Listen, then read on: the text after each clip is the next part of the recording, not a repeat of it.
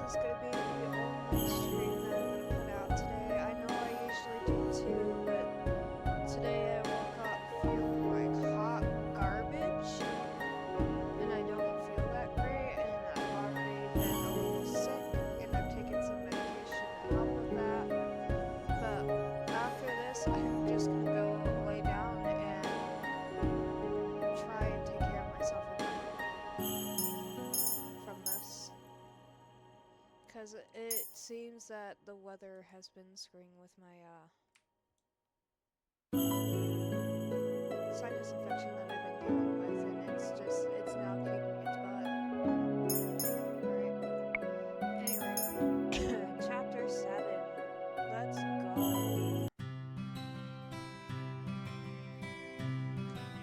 And you, the sunflower, are just as radiant as always. Oh my Rumple. It's like that whole thing with Bria never happened. He's back to flattering everyone he meets. Overthinking them, princess? I'm trying to see Karma bringing at me from where he sits at the table. Surprisingly, he's sitting with Jerry and Garland today, but I think that's a kind of nonsense. It's not your business. No, it's not, but you have such a sad look on your face, all the eyes. I'm pretty sure you're not staring at my face. I know you stare to see that you're in distress. Turn on the gas when you walk away irritated. Even when I'm alone with other people, it's possible that the conversation you have will part from the door. That help us in back my mind constantly. We've not spoken again since then. Yet even now, sip of water.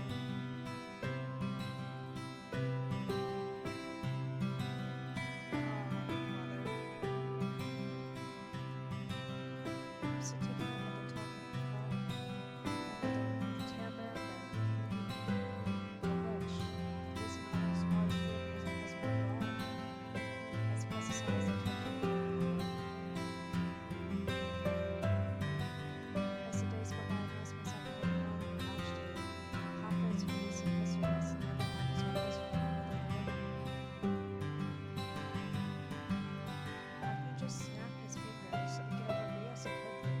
He flatters everyone and does everything just not remembering things he says to me. I gather the plates off the bottom, put them on a tray, and take them to my students. Today everything feels much heavier. The last few days I've been noticing I walk more stiffly, and if I walk too quickly, my vision blurs. Hoping is in my overthinking. As sometimes I've been encouraged to forget it this week, and I was up by the corner, I felt like I was before walking home. The blurring of something's mouth. What is wrong with you? I look at my uncle, his eyes were about two rows, so his shoulders up. By the bow of the insult, I feel as if getting on my nuts and his skin feels cold. I force myself to relax as I commence with my orders. My last word of the day is one. My last word of the day is for one to go something at this table. I do not want to go over there. I start carrying the tray towards the table, biting down on my lip as the sway comes back into my step. As I draw closer, I notice Rumple and the girls laughing without sound. I grit my teeth and pause upon my way down the tray. This isn't mine, it's my friend's. Yes, I was the one who ordered the soup. The two stare at me instead of handing the soup off, wait for me to move the bowl. Before I can reach over and move the Rumple starts yelling about the girl himself. A few words starts frightening with a scowl on its face. How are you doing today, my sweet princess? When I think about speaking, words catch fever in my throat. I turn to walk off. Princess. So as cold as ice. The kind of ice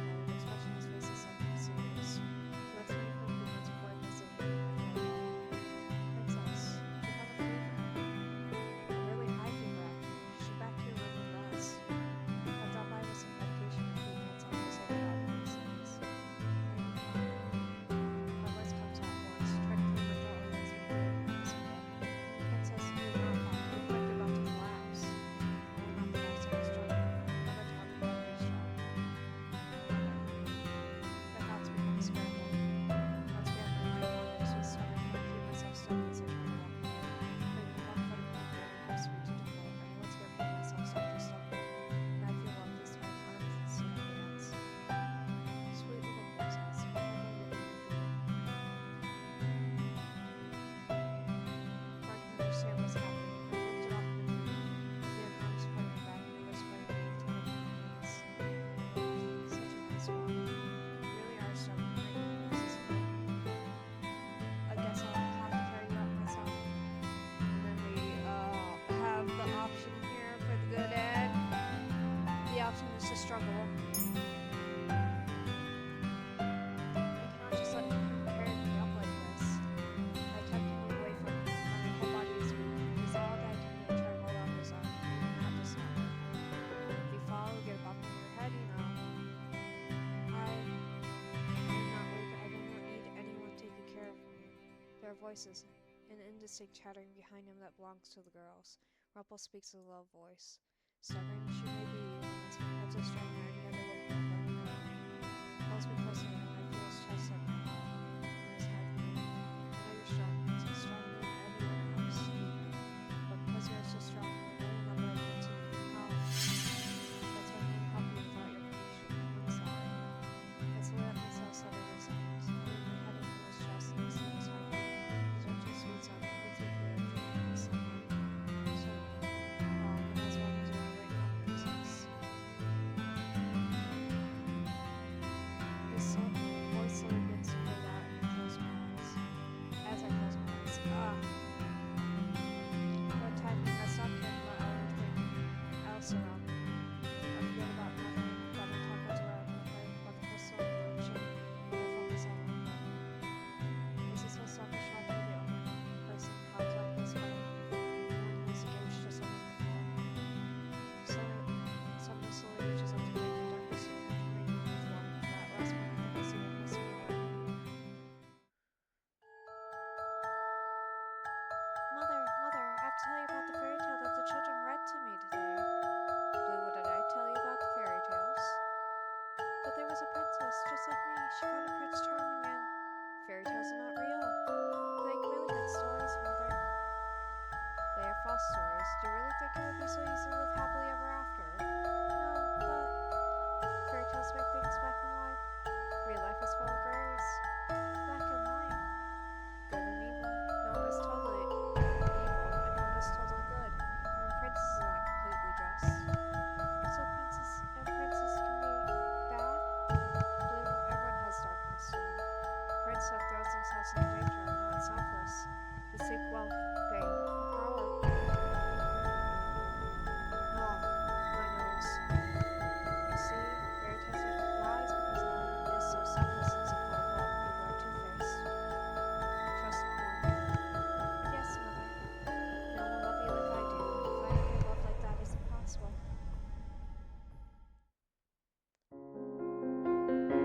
I slowly blinked my eyes open. For a few moments, the room was blurry, and there was something moving the colors before my eyes. My eyes feel heavy, my throat scratchy. I stifle a cough as I blink back tears, and then through my tears I notice a slight motion.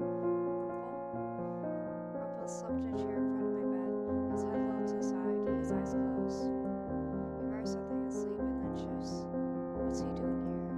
I notice a notebook on his lap. And what is that journal? I slowly slide my hand over underneath the covers and reach across the bed. Right as my fingers about to brush the cover, Rumple's hand suddenly falls on mine.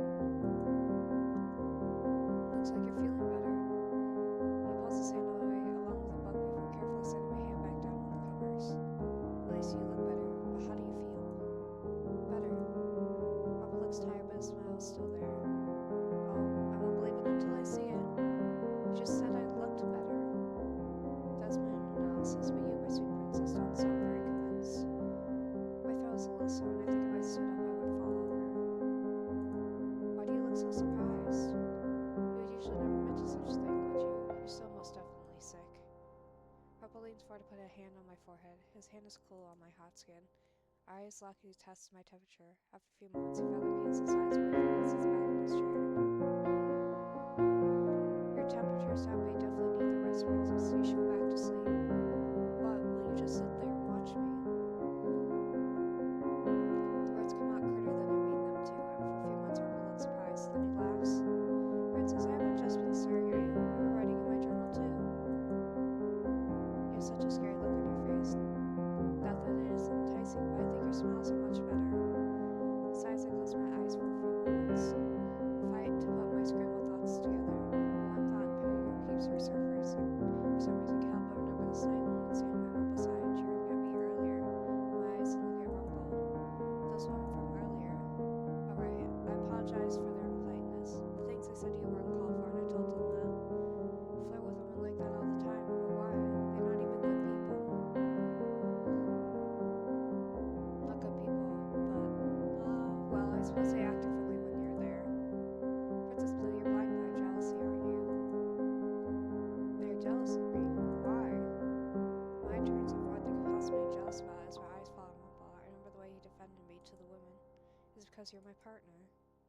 it's a lot more than that.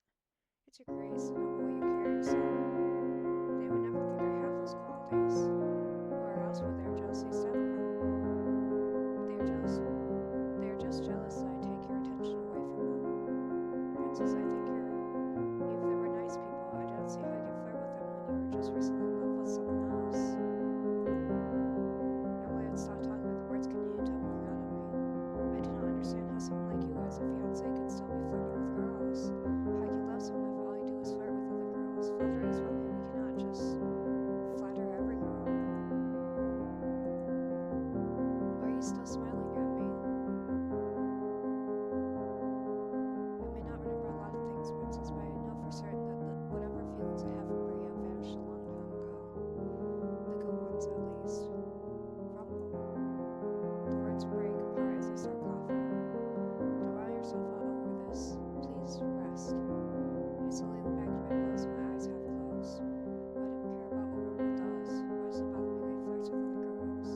That's his business. Rumple pulls closer to my chin and smiles. Just because I flatter other women, that doesn't mean I can't love someone. You always say someone woman has stolen your heart, but your heart cannot belong to everyone. Yet you told me you always speak the truth.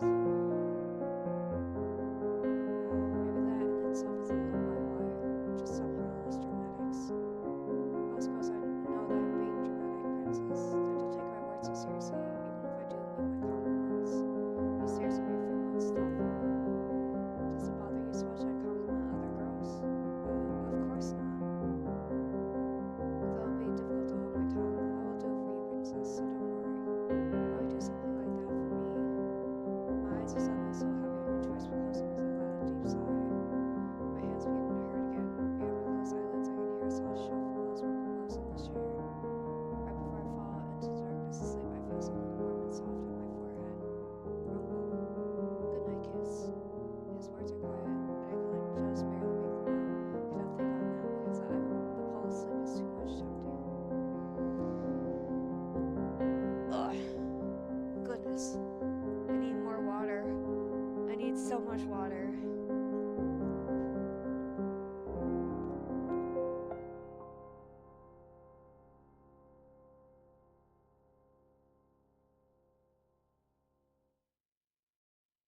Sorry, I had to have medication earlier to help me feel a little bit better to be able to do the stream. But the thing is, the medication was like super chalky.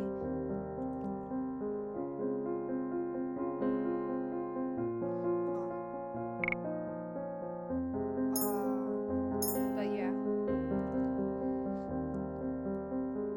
So that's why I'm like chugging water. It takes a while, but after several days, Rumple finally allows me to go back to work. I cannot remember much of what happened when he was watching over me, especially that first day. It's all a little bit of a blur now, like it was all just a dream.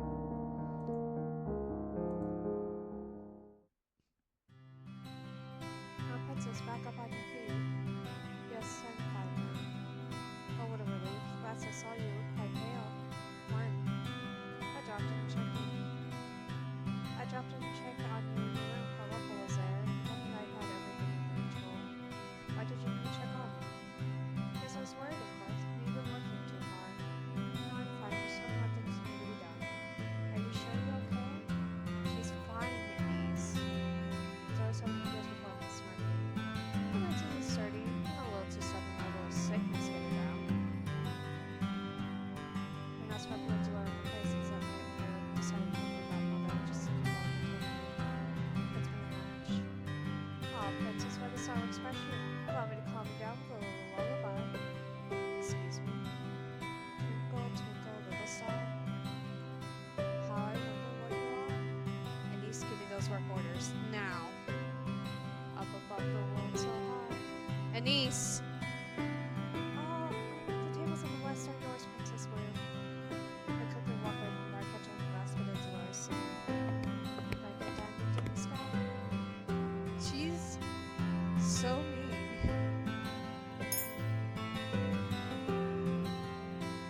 She sang that night up to her, nursing and getting its infuriating. The song totally creates my mind.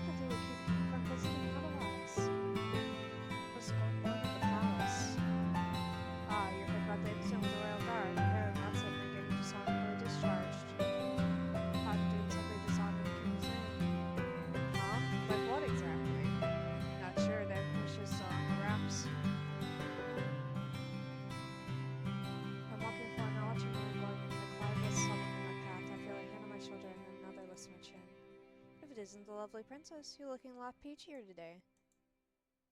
Because you're not as pale, because colors come back to your skin.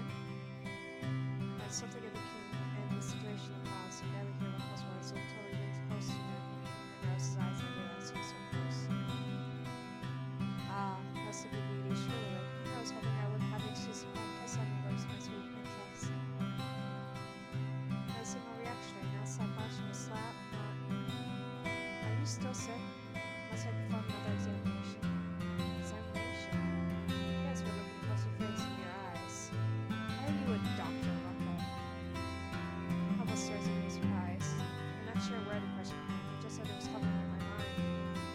Well, princess, you wound me. I have not seen you do anything different from a niece. But my prescriptions. Even people at the shop can tell us what medicine is to buy. Fine, I'll show you. Rumple's expression slips the suddenly shocking and solemn. Looks at me gravely and steps a hand. If you'd be so kind as to come up to my room. Does going up to your room have anything to do with work? Zoe appears before me again, this time with a side smile. She raises an eyebrow. I don't think either of your shifts are over. She looks at me first. Also, I'm mindful of what I do inspire you. Not scare you, princess. Even when she looks concerned, which startles me. Love, I certainly associate with a terrible memory, but the weight of that memory has just been like as has my head. It's still there, but holding it lightly doesn't remember it. I sigh and shake my head. You have a terrible voice. Ah, there's the princess we all know and love. She crosses her arms. Anyway, you don't want me to sing you into action again, do you? Come to my room later then, princess. I'll show you proof. Proof that I am a capable doctor. Rumple walks out from the door and looks at me skeptically for a few moments. Something in her mind, princess. There are so many conversations over here earlier, so many questions that I have. But I do not want to speak to you. I may as well ask about something she might know. I overheard rumors about the house. Did you now? We still haven't confirmed those rumors yet. Look, princess, I know it's not in your nature to trust people, but trust parfait in me at least. I'll let you know if something is up. I am ushered back to work, where I spend the next few hours searching for more information. Unfortunately, everything I hear is just speculation. Good work today, Blue. Has Rumple already left? I think he went up to his room earlier. Thank you. Niece looks at me curious. What? You and Rumple have grown a lot closer, haven't you? Well, we are partners. But in the beginning, you didn't even want him as a partner. And now the two of you are friends? Friends. Rumple considers me a friend, but she wouldn't be happy for some reason yet. It makes me feel empty inside. Why? What else could we be besides friends? That shakes a few moments I try to think beyond the idea of just being friends with Rumple. I'm happy that the two of you get along. Niece, I need to go. I told you I would meet him for something tonight. Oh, okay, sorry for holding you up. Niece scrambles off, leaving me by my thoughts. Excuse me. My niece scrambles off, leaving me by myself, and I stand there for a few minutes and attempt to still my thoughts, and then I get made my way to Rumple's room. Rumple. The door swings open, and I stand there alone with the dramatic crowd as she swings inside with the best of my I was entirely certain to show up, princess. Normally when you go places with me, it's out of necessity. I came to see this proof you insist upon me here. Proof that you are more than what you seem. He lays a hand on my back and guides me over to a chair. Requests I sit, and I do. Here it is. Here it is. My proof. You tried to read it while you were sick, too. The book. Your journal. I've seen him write in this before. I thought it was for his memories, not for doctor things. Barely even works on patients now. Rumple's persistence stokes my curiosity. I soon pull myself over the pages of the book. This was the journal you had when the marchman found you on the streets. You said it was empty then. It was. I've been filling things in from memory ever since I went on my job. The book is filled with diagrams of the body, both inside and out. I have no idea what most of the words mean. What are all the smaller words here? All parts of the pancreas. Not very fun to talk about. There's the palpia, the pancreatic duct. Why is it necessary to use such big words for such simple things? For clarification, sometimes when you diagnose a problem, it isn't as simple as telling a person that the heart is weak. I could do if you be fluid. With Rumple, sometimes explaining things that are on the page, though I do not ask for the descriptions. Scattered throughout the journal are journal entries about his life. When I get to the last entry, it's probably going to begin to read. Before I can even get to the next word after reading, Rumple has taken the journal from my hands. It's time, my sweet. Man's words are sometimes all he has, and seldom we break him from the inside out. He's doing some kind of insult his writing. Well, what do you think? Aren't you impressing my sophistication, my breadth of knowledge, my intricacy? Drew some pictures and wrote fancy lines by them. Princess. I have not clue what left in season of immediately after I heard it, I feel myself flush and pull the words of return from me. Laughs are sweeter, princess. Because her voice is back in no longer secret hearing in all of its fullness. Takes a step closer to me, reaches out to touch my shoulder. I flinch in surprise but not drawn away. Double beating my heart is not altogether uncomfortable, even if it does confuse me. He pulls his hand away from my cheek that flicks my forehead. What was that for? I want to see the way your eyes glimmered. You looked oddly vacant there for a few moments. I have my mouth to speak again, but Rumple surprised me by setting his fingers on my lips. He inches close to me, so close I can feel his breath on my cheeks. Even when you don't speak, your eyes speak for you. You have beautiful eyes, you know. And I gotta look away. There he goes again with his compliments. I should be used to them by now, but lately whenever he compliments me, I cannot stop myself from feeling flattered. I look into his eyes, can almost see my reflection in them. Without realizing, I look away from him, feeling my breath stop short before I can breathe out. Are you sick, Princess? You look a little flushed. Princess. He moves his finger. He does not hover a step back. I am still aware of his lips so close to mine, his eyes, which are still looking right at me. This feels to put that initial resistance. He even embarrassed. He clears his throat and starts speaking again. In any case, it's so nice to have you back, Princess. I missed you while you were sleeping today, you know. You missed me. We have friends all over the margin. Yes, but none of them are you. You're special. Pride plunges like a rock. I can feel it everywhere in my chest, reverberating from place that doesn't feel like my chest. He lowers his face so the two of us are seeing eye to eye. Forget to bring both hands around my shoulders. Princess. Yes. You can't show us get away.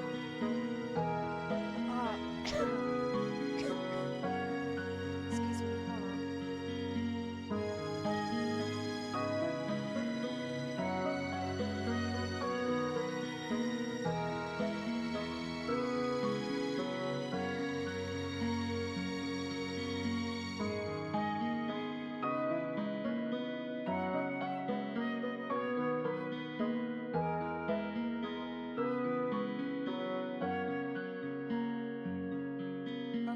Okay, I'm back. Sorry. I had a heavy cough and man, I thought I was getting better. What is this? I thought I was feeling great yesterday. What is this? Why is my health like this? I inhale sharply as I get a better look at Rumple's face.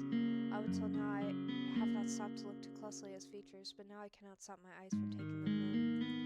Whenever you're sick again, I'll be there to help you, because I'm a doctor, if you might not believe it. All you'll ever really need is a little vitamin me. I'm going to slap you. One precious moment, everything but an energy that had been between us vanishes. I stare blankly at Rumple. He smiles at me. No. I thought that one was actually good too. No, it wasn't. Rumple pulls his hand away, defeated.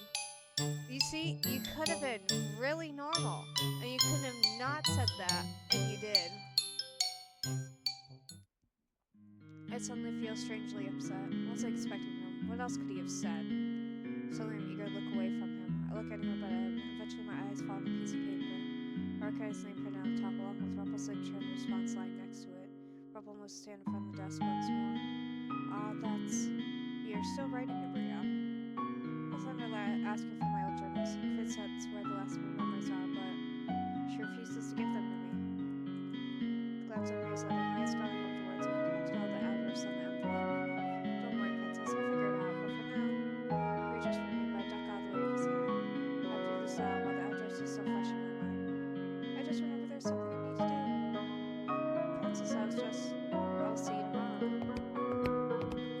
Possum's door to glance at Rumple. See you tomorrow, princess. Sweet dreams. Good night, Rumple.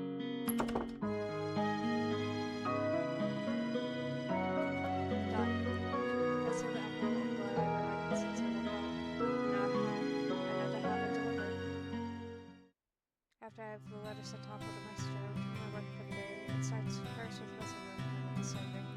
But for Uncle knowing that now is his time, Uncle is surprised to see him not with the other woman, but with Karma. Hi, oh, hi, Fox. Bye, Fox. I didn't even see, man. Oh, well, I haven't seen him in a hot minute. I hope he has a good day. Man, I've been wondering how him and the other person have been doing. I've been wondering how they both been doing. I should message them. Since they sat there and reached out, I need to message them after stream. Hold on.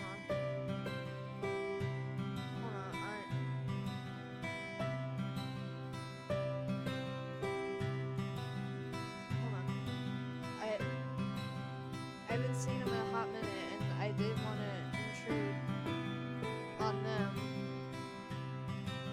But since they messaged me on here, hold on.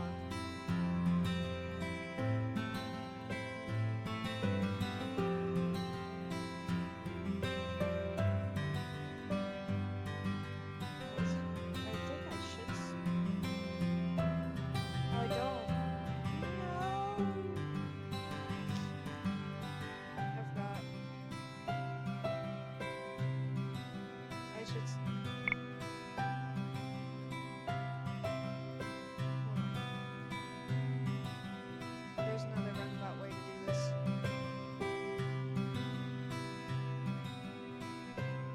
There's another roundabout way to do this.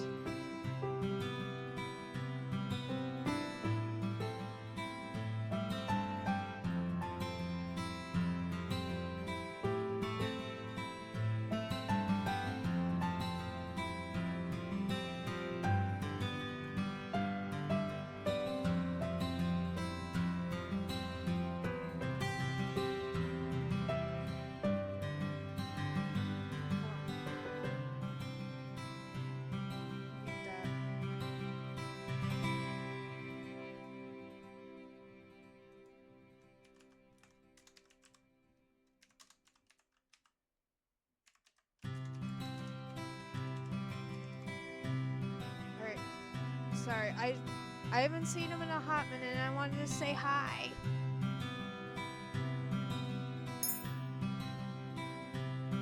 I haven't seen him in a hot minute and I wanted to say hi. But I realized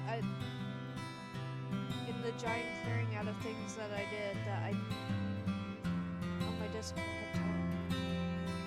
Because I sat there in the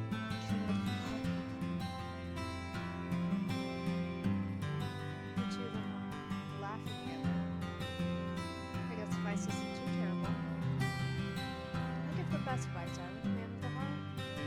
Perhaps not as much as I am. I'll give you credit when it's due. What are you two talking about? Princess. Well, hello there, princess. Karma's mischievous smile confuses me. Rumple looks surprisingly shaken.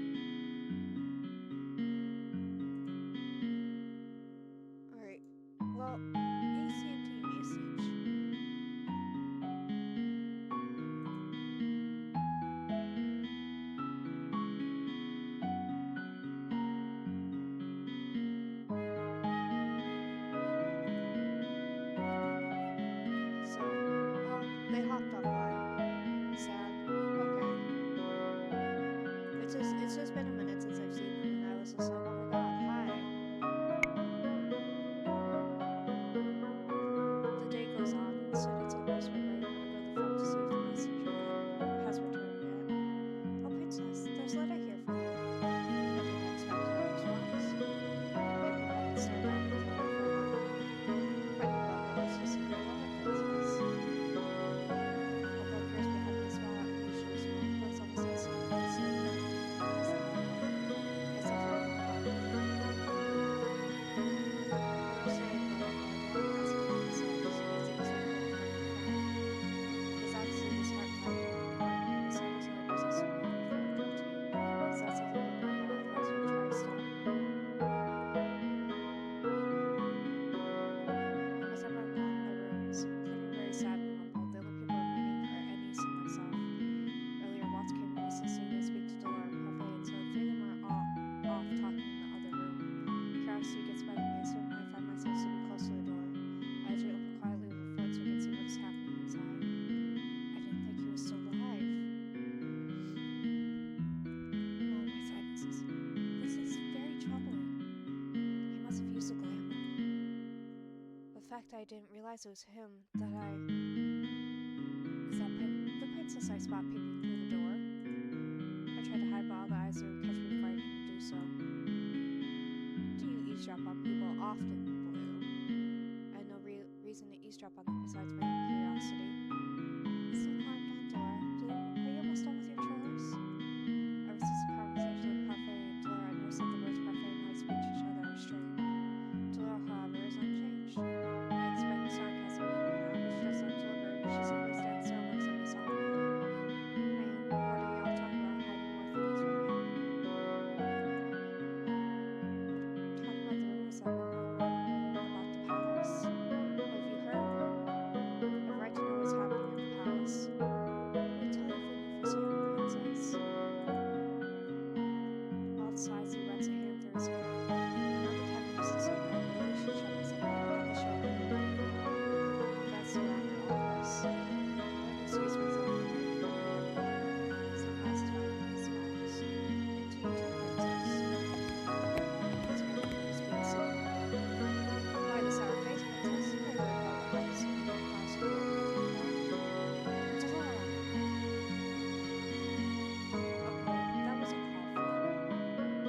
But really though, there's something I really need to tell you. Since you're here now, I may as well say it. I knew you for 1 year before I cursed you. I saw what your mother had done to you. I knew I needed to undo the damage before your birthday. Why is she talking about this now? I called you cruel and wicked when I really knew the way that you were caused. I called you cruel and wicked when I really knew that the way you were caused by the way your mother brought you up. What was that sentence? And when we talked about Hadir the other day, I was clear in what I said to you. We all have to face reality, but Zora pauses, looking surprisingly solemn. She sighs and continues. I always knew you had some good in you. I saw it in you when you spoke to your dolls. You have a good heart. Many people enjoy flattery, Prince. A lot of people are receptive to flattery. Nothing can measure up to a genuine compliment. Zora just complimented me. Right.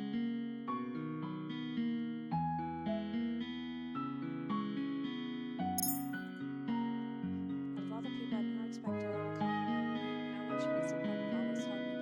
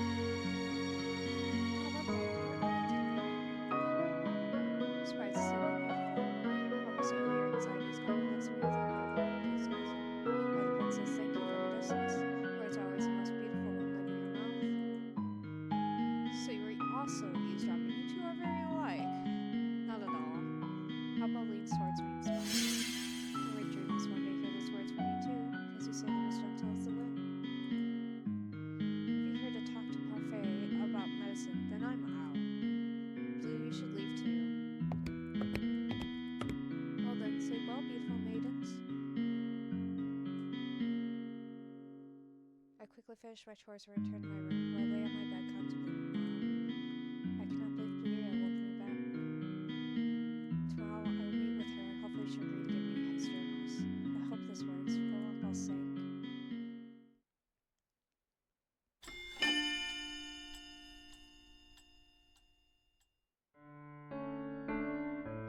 Today I'm outside by myself. I think if Puff had adored me, he would do worse than scold me. I shuffle uncomfortably as I sit at the little cafe Bria told me to wait for her at. Part of me is already convinced that she will not come. I wrote her that letter asking for Rumple's journals. She responds easily, I was a little suspicious, but this is really the only chance I have. The only chance I have at what? Bria appears in front of me, not looking altogether unpleased, but still not smiling. Nothing. I do not like it well. I have to play nice when I'm getting post journals back. Thank you for meeting me out here. Bria takes a seat in front of me, her expression still flat. You asked me in your letter why I was refusing to speak to Rumple, and then you told me you wanted to meet me to find out why. You want the journals too, don't you?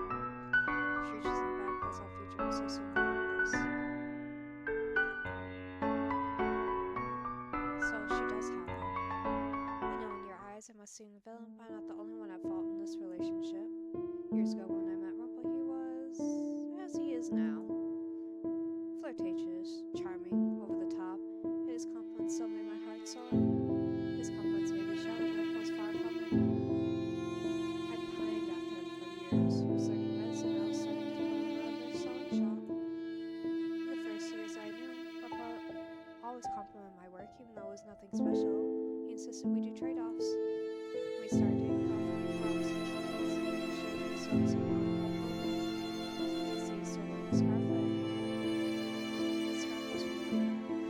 We fell in love. Rumple became a changed man, more serious. Became a doctor and I opened up a shop. This was such a fairy tale,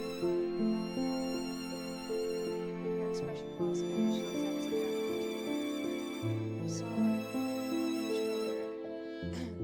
We saw in each other ideas that didn't exist. Love can be shallow or can be deep. I felt our love was deep. I tried my own being very surface of Rumple.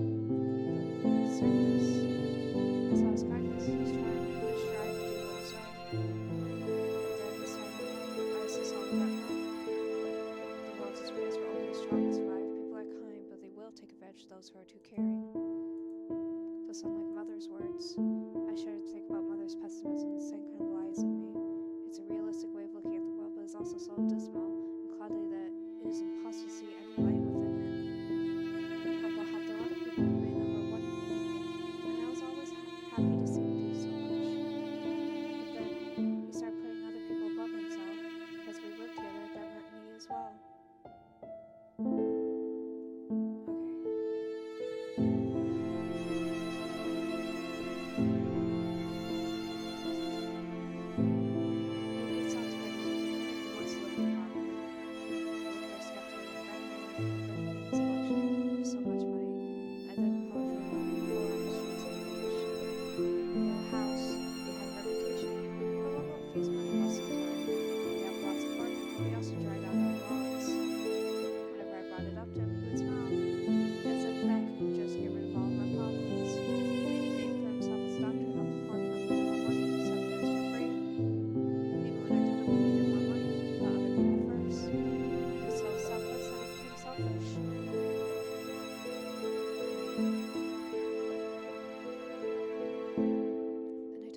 They should have accepted the money, that he needed it. So selfless became selfish. I had to go behind his back and find payment. What it was making wasn't enough. So I had to find his patience and try to ask for payment. I came almost like a beggar. Can you imagine my humiliation? Rumple put his patience before Bria. I was convinced he didn't love me. My love dwindled then. Our relationship became strained. Bria goes on to explain the events that happened between her and the nobleman. He was one of Rumple's patients, and when she went to him to ask for money he had originally offered, she never gave it to him. It was short-lived. When I left her behind, we had to deal with the sad reputation. One day up. I wrote her to make it up to Rumple. I think it salvaged his relationship. Maybe even start over and teach him what else. I was right, but that is not my place. She sighs deeply and gestures at me. She blamed all this to me because I was Rumple. That's why I decided on all this.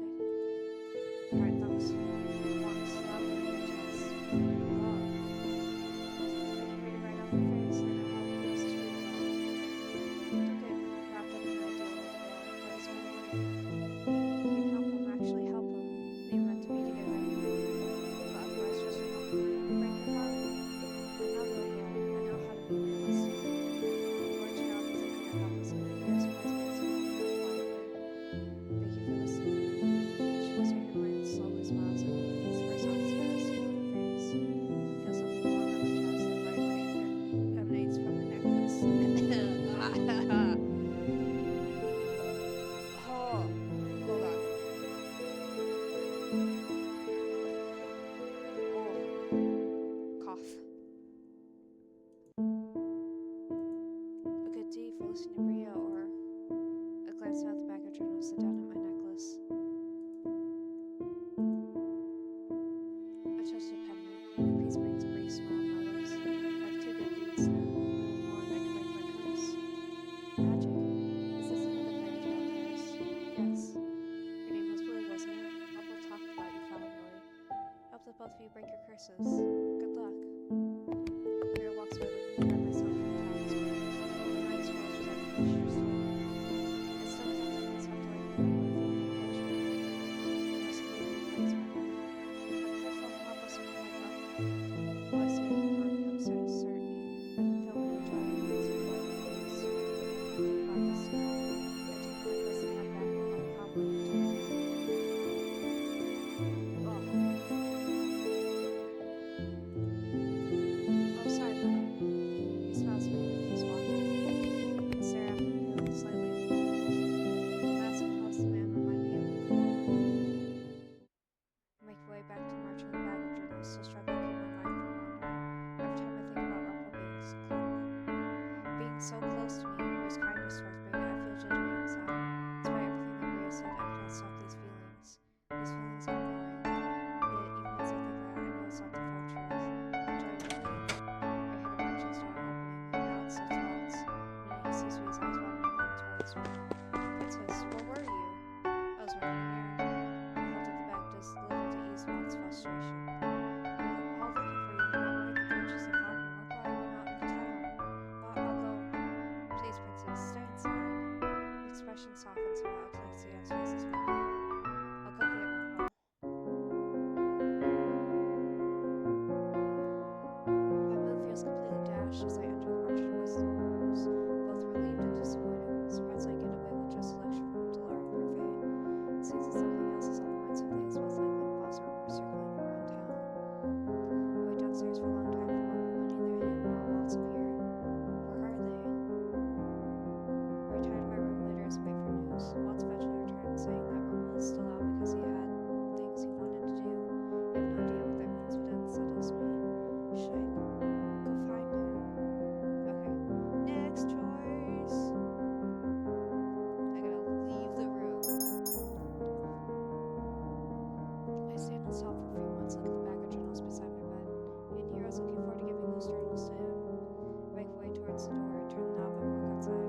Princess! Before I can even think about saying anything, I feel his warmth envelop me and I freeze. One of his hands moves to smile back where it remains, and he smiles down at me.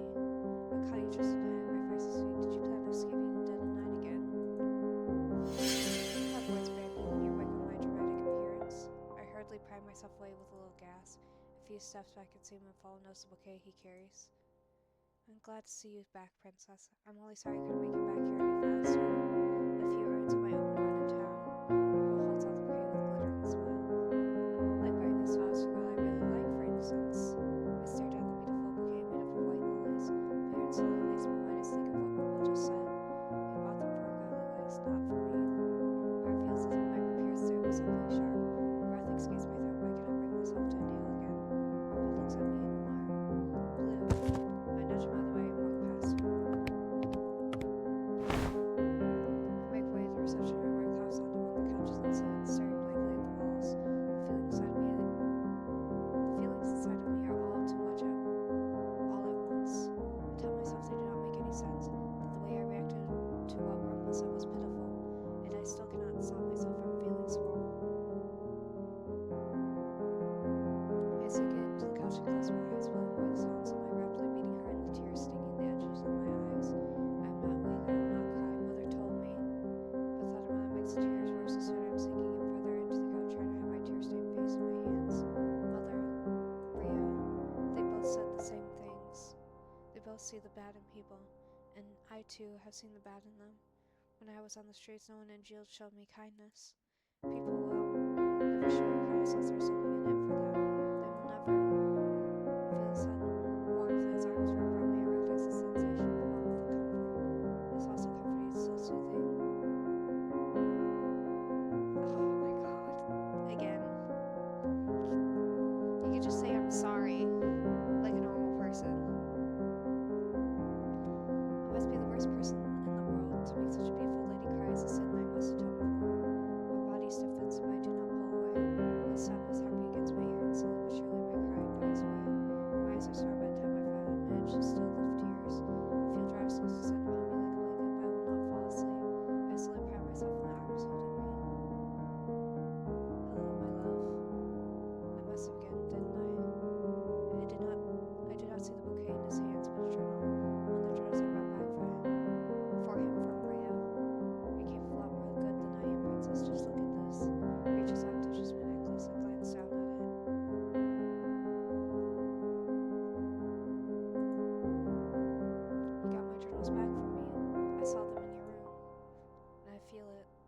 this one, the most recently dated one, is one that I need to unlock my final memory.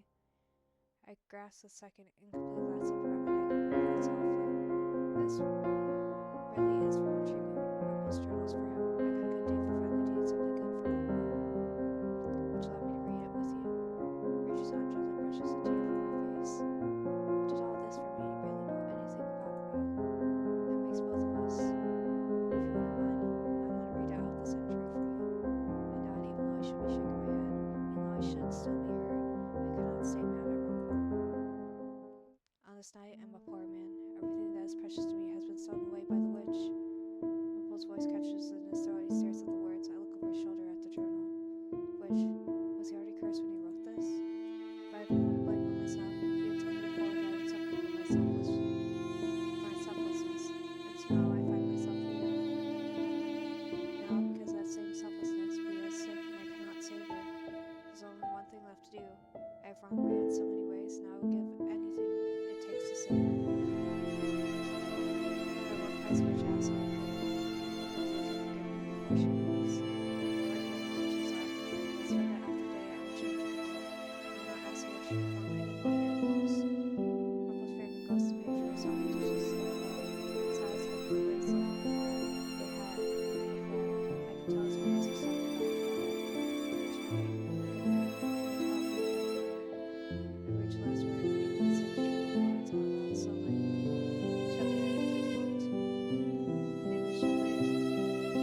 He looks at me, his eyes full on and silence he speaks.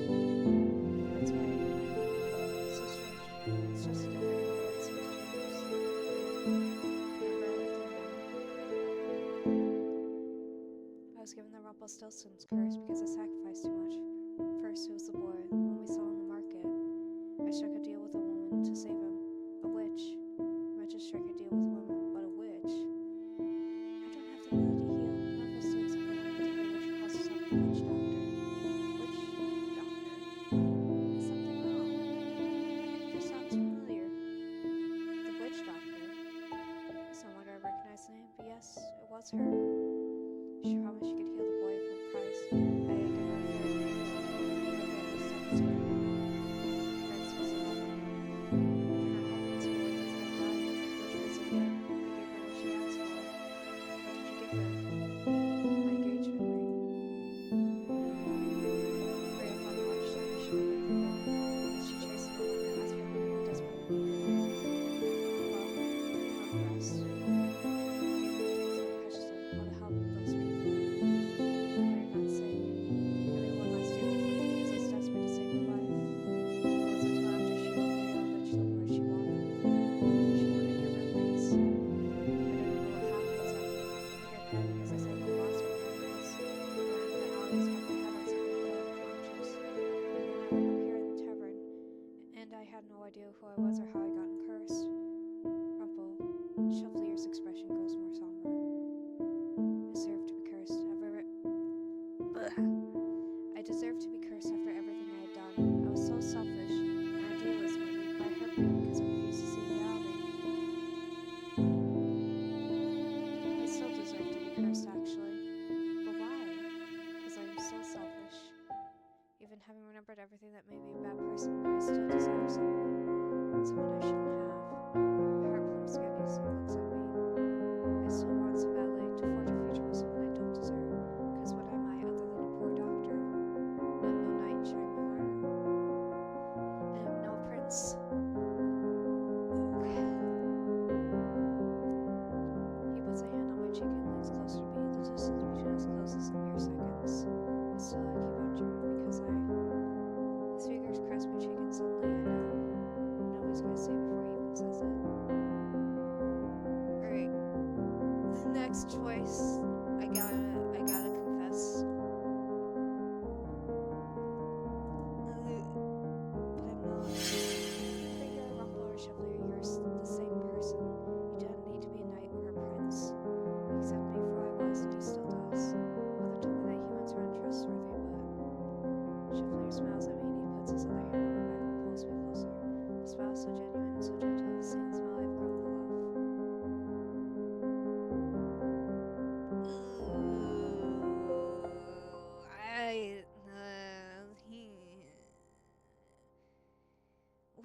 as I mean to say, tying my throat as he leans forward, gently places his lips on my favorite ground I ever felt before, where I also feel like I'm flying. Set my hands on his chest and flicks my fingers in his shirt. He runs his fingers gently down my face and down the length of my neck. The kiss feels too short, yet it's so breathless when Chevalier pulls away from me, just enough so I can see his eyes. He's 24. This is why I don't like his route. He's 24 and she's 17. Come on. This is why I hate it. I'm speedrunning this. I'm getting far away from this. I love you, my sweet princess, for your smile, for your laugh, for the way that you look out for other people. You're bold and feisty, you remind me of a firework. You're beautiful inside and out.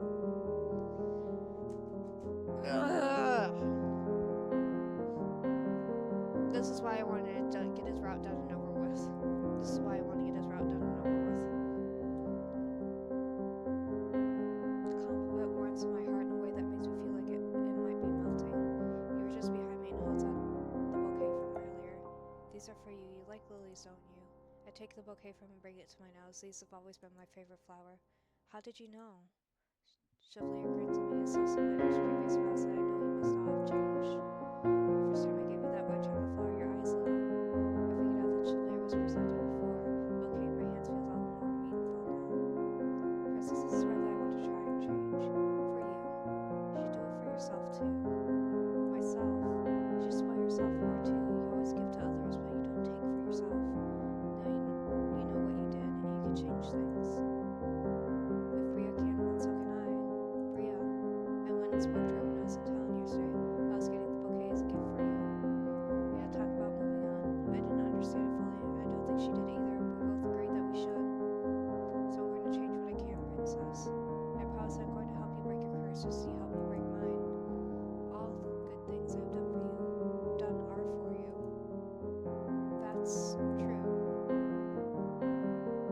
But you've done a lot of other good things too, even if they may not be big enough to count for your 3 good deeds.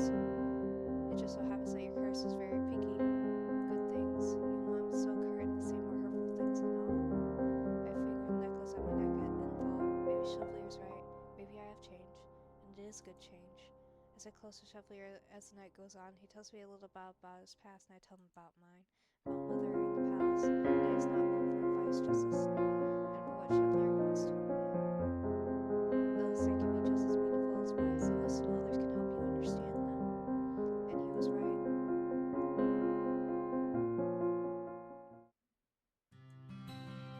Princess, are you okay? Oh, if it isn't the princess. All those dark circles under your eyes from a romantic night out. You were out with someone last night? No, they're from being woken up early by doing chores. Zora grins at me from the other side of the bar, but says nothing as she goes back to the conversation with another boulder. Darling, you're no fun at all. You must tell me what happened last night. Last night? Did you like the bouquet? How do you know about the bouquet? Why? Because it was my suggestion. Karma gave me as gift, even in another route.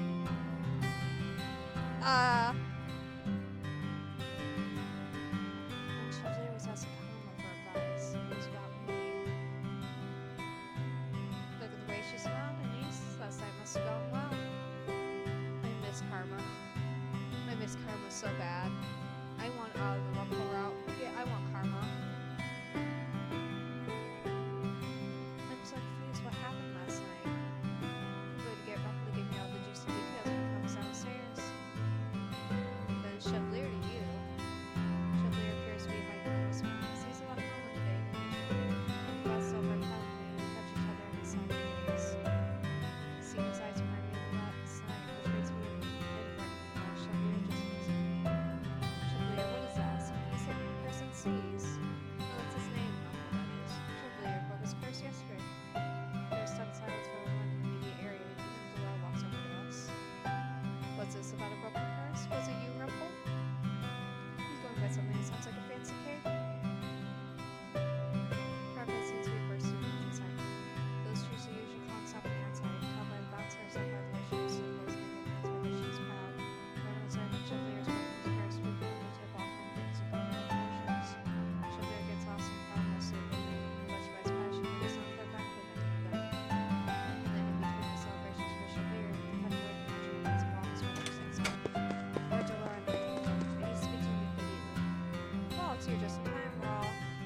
Something has happened at the palace. The room goes quiet whilst this proclamation. A few people shift uneasily in their chairs. Some try to go back to conversation. Most people do not care what happens to the palace, but they can tell by the tone of Walt's voice that it's bad. What happened at the palace? An uprising. What? A coup staged by witches. Witches have taken over the palace. The very shape of the sun makes me dizzy. I reach out to grab the table and my hand lands on the wood before I can slip. Witches have taken over the palace. An army of them. No, only a few. Dragon strides across the room, followed quickly by Garland. What's this about witches taking over? We have some of the best knights of the palace. There's no way witches could break in under the palace guard. Unless they had someone inside helping them. Caster? No, Miss. Who are we talking about? No, Miss Mithras. He uses a different name now. Sir Mithras, the king's advisor. He's a witch. There's no way Mithras is a witch. Who would have known? Glamour. He used a glamour. I think Walt says something gets swallowed up in questions. Jordan and Greta ask question after question while others start surrounding Walt's asking what is happening to his children. I try to step close to listen, but I cannot hear the frantic voices in the room. Sir Mithras, I never trusted him, never thought he'd be a witch. Emma only quiets down the door upon they come to perpetuate a conversation with their older grandfather to give Walt space. Watching Morris are all taking their sleeves off when Walt stands at attention waiting to answer questions. He spends the night sleeping, and Walt Smith will only if he did.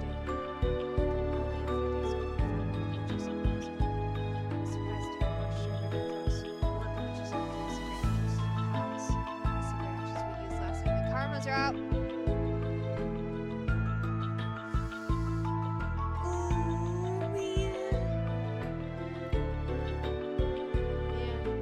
miss Karma, aka Claude. I miss him. I miss him so much. I miss my wife.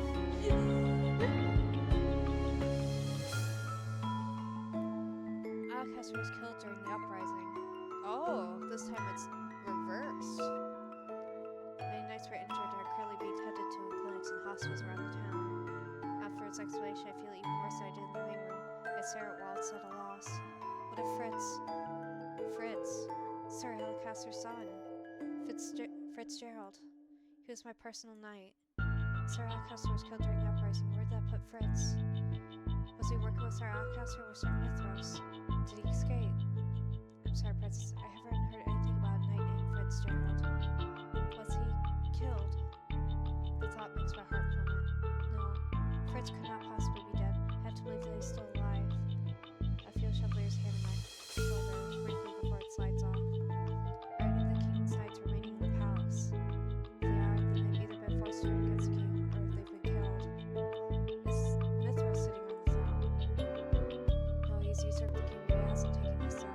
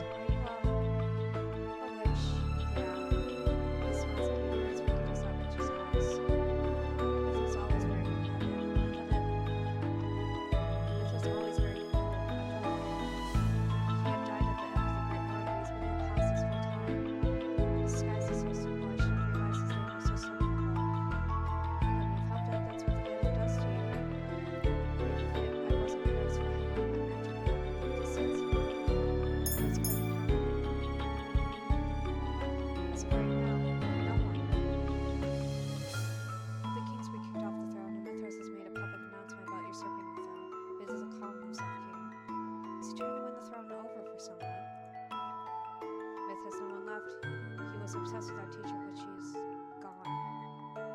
Maybe he had different alliances now?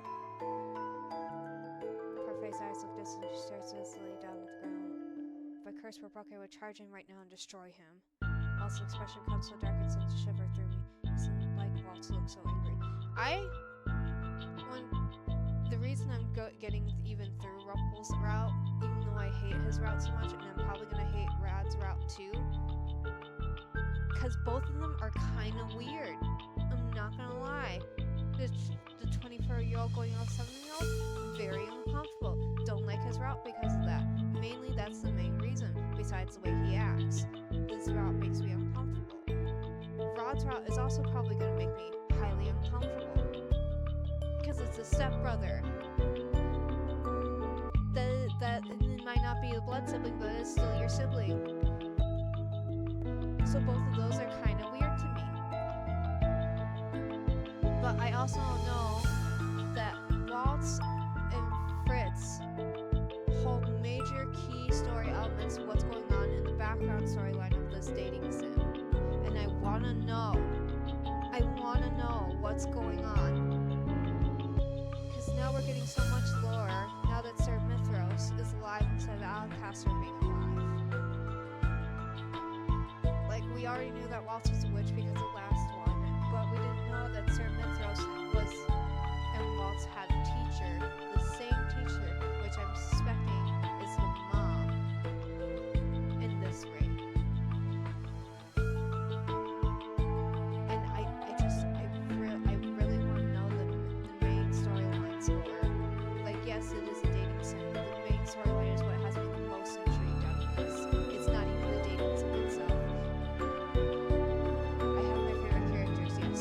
The story.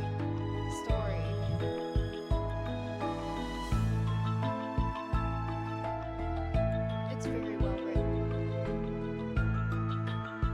Walt's expression becomes so dark it sends a shiver through me. It's like Waltz looks so angry.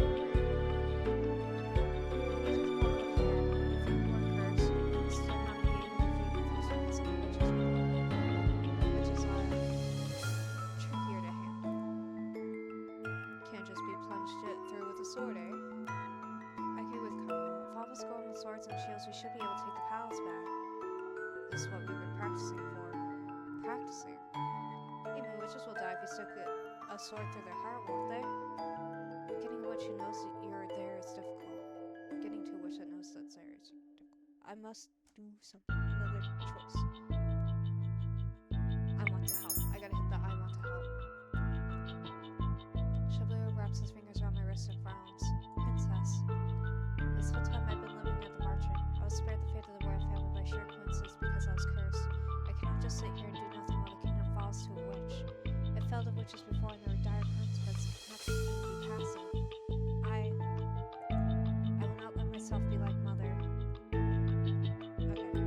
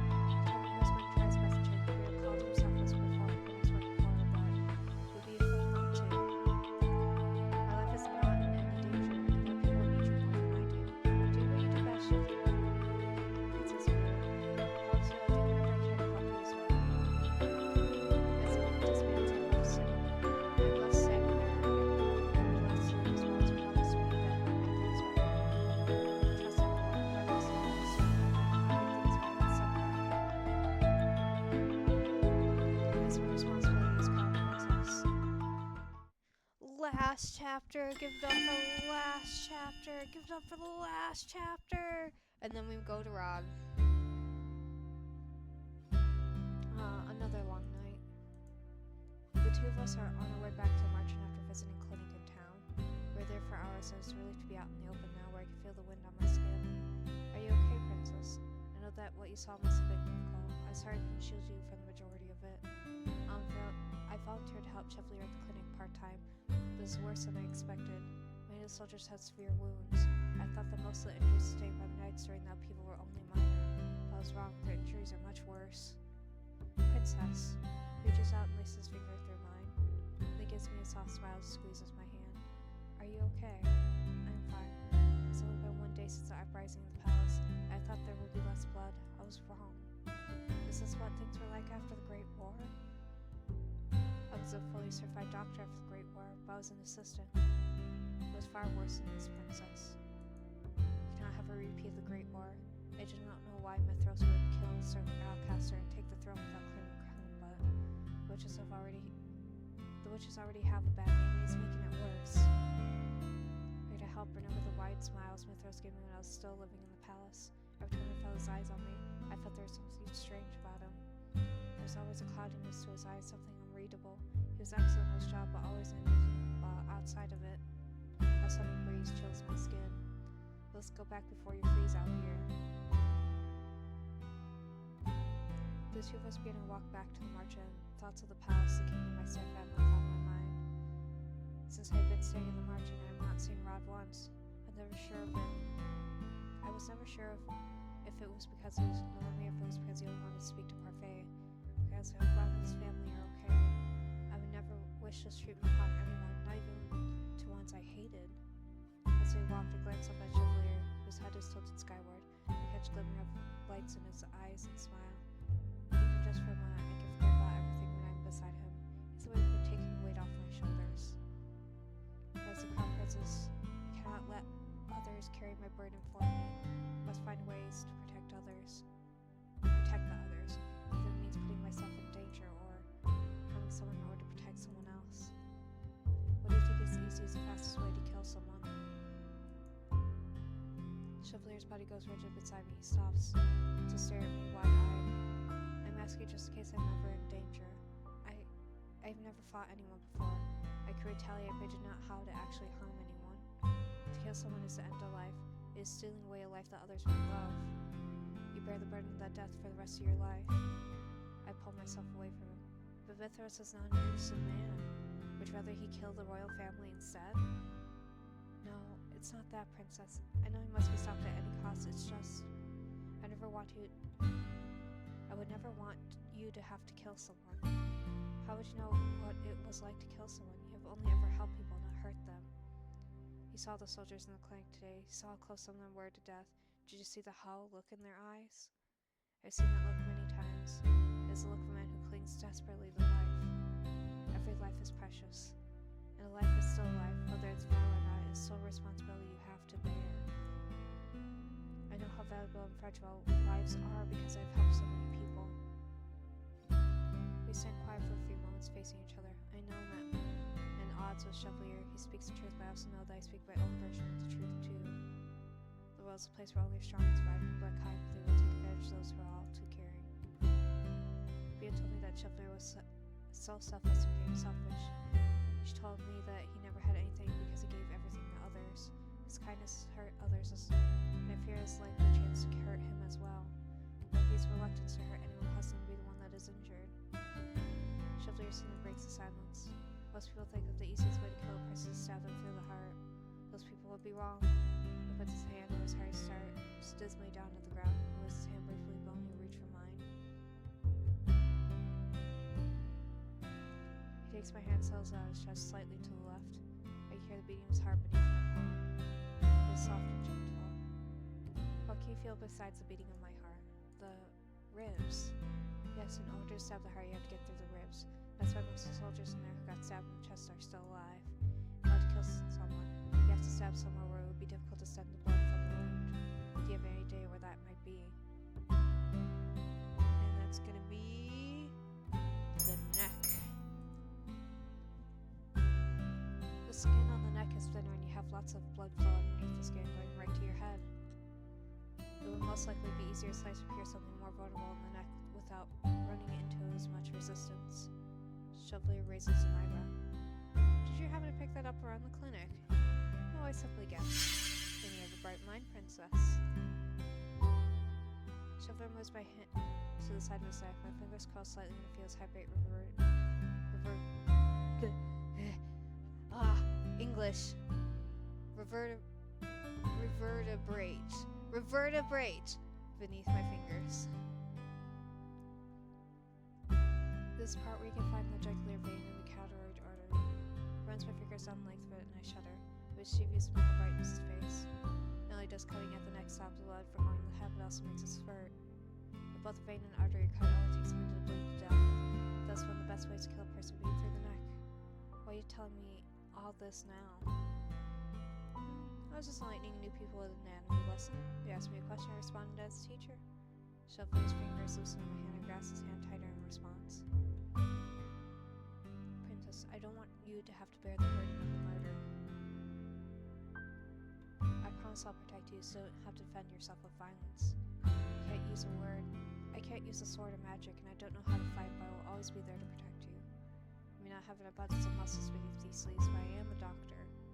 Knows body better than I, so though it may not be heroic, I know how to hurt a person. His sincere expression, though pain tells you that he's telling the truth.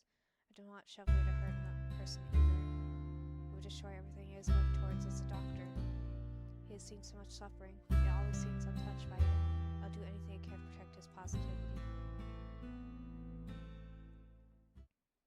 Martin was quiet when we returned. Owen already disappeared in the rooms, and so I went straight to mine. I also forced Chevalier to go back to his. He has been on his feet all day and needs to rest. I popped down on my bed as soon as we returned home, glanced briefly to decide where Chevalier's bouquet is in the vase Parfait had given to me. Who is it? Parfait. Come in. You've returned. Parfait looks paler than her realized with the start that Chevalier did not tend her at all today. Don't look at me like that. I'm fine. How are the soldiers at the clinic? They're good. Many of them have been gravely wounded. Some say they remembered magic, others say they don't remember anything at all. A shadow falls over Parfait's expression as she sighs. Since circumstances are dire than we thought, it's a good thing Chevalier's there to lend a helping hand. Did you all manage to come up with a plan? It's proving more difficult than we anticipated. Dora and I are willing to put ourselves in danger. Waltz is too, because he can use magic to a certain extent. Knights and Karma have their blades. But Chevalier, I do not want to involve him in this, because you're worried. Because you're worried about him. Of course I am. You've grown, Princess. You remind me of a younger Hildyr. Back then, Hildyr was both calm and resilient. One moment she could be smiling ear to ear, next she could be strict and unmovable as cold as ice. The two of us were like sisters. We did so much together. We learned together, explored the kingdom together. I can say without certainty that we were the best of friends. And then the fairy tales happened. When Hildyr killed the first human, she was corrupted. Her darkness swallowed her whole.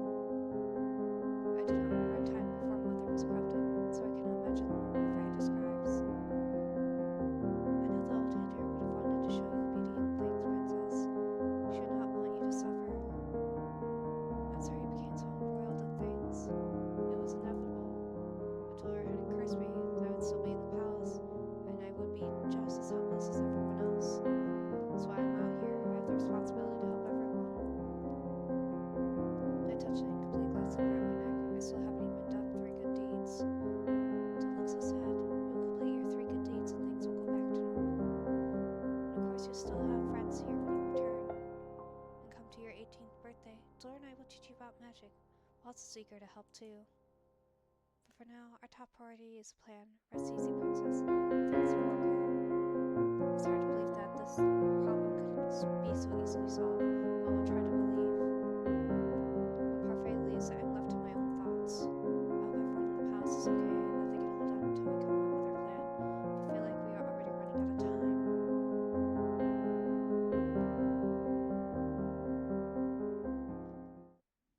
Alright, days go by, I find myself assisting Chevalier at times. Other times I remain in the margin and help conceptualize a plan. None of our plans have actually shown any promise yet. With all of our minds put together, we should be able to come up with something. A week later, I find myself standing outside the clinic door, waiting for Chevalier. I'm sorry to keep you waiting, Princess. You can drop the title, you know. Blue, but you are a princess in my eyes. Yes, but you do not need to address me by title. Just my name is fine. Chevalier reaches out to take my hand and immediately pulls his hand back, eyes wide. Ah, I forgot it. Forgot what? The medicine I need for parfait. The medicine I need for parfait. Give me a moment, Blue. Chevalier plants a quick kiss on my forehead before running inside. I stare at the stars as I wait. I turn to see no one walking around the plaza. I inch close to the door of the clinic and take another look around. Boo. I suddenly see the silhouette of a man. He takes a few more steps towards me, then stops in front of me. I recognize him immediately. His appearance left quite an impression on me the last time. Oh, out at night by yourself? Certainly you know that wolves prowl these streets at night. What do you want? I take a step back, press myself to the door, reach for the door handle. The man reaches out. A hand to grab my wrist, holding it to the door. I'd say my answer to that question is complicated, Princess. By the expression on your face, you must have hit the nail right on the head, eh? You are the princess. How do you know who I am? That's part of the mystery, isn't it? I took the rest of my wrist out of his fingers. Come with me quietly, you won't get hurt. And then I gotta scream! I refuse to go anywhere with him. My mouth just screams apart from the great man's hand flies to my mouth. You're a disobedient one, aren't you? I struggle against his grasp. This didn't take long for a grin to fall from his face. His face looked that lacks any amusement. I enjoy seeing you struggle. I'm afraid we've been out here for too long. I bang my shoulder against the door and a sounding creak follows my countenance. No more, Mr. Nice Guy. The man opens a small vial in front of my face. Something sweet walks in the air and suddenly I feel myself falling in the darkness as I collapse.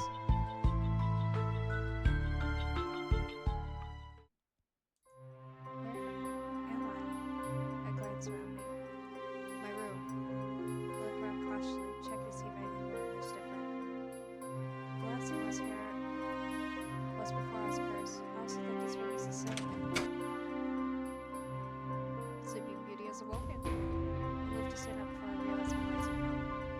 Ashamed to see you so easily taken places here, I thought you would be fine. I glanced up to look at the man who was now standing right at the bedside. How do you know who I am? Are you a witch? A witch? Me? He burst into laughter. I would rip the witches to shred if I could. If you could, then you are cursed. The man simply smirks at me, but says nothing in response. He gestures towards a silent gesture in his hand. If he is cursed, I wonder if he has the Jekyll and Hyde kind of style curse then. Are you looking for Mithras? Probably. Valeria answered me and said, my name is Var. I have been assigned to be a personal knight. I already have a personal knight. Oh, you mean Fritz? I got rid of him. You have played with the king's daughter, Var. Mithras enters the room. Mary stands in the doorway, eyeing both of us with a smile as oddly wordless and sensation moments with sick. Mithras. Princess, you look more and more like your mother every day.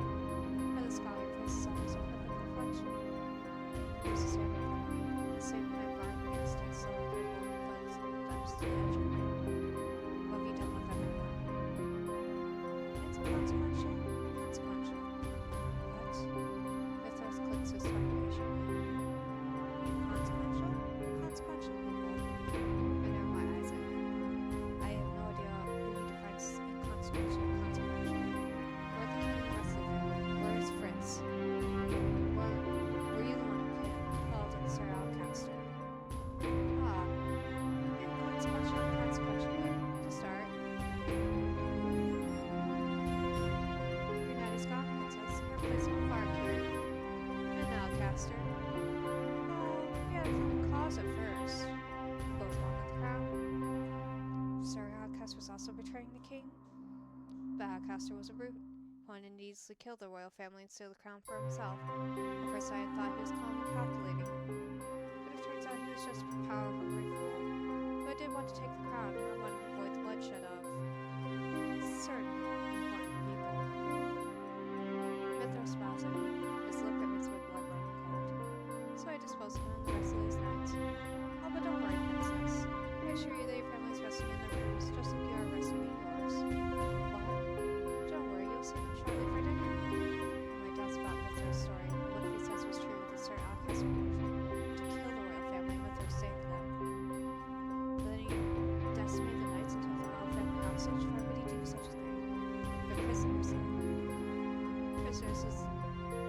Mithras in their own home.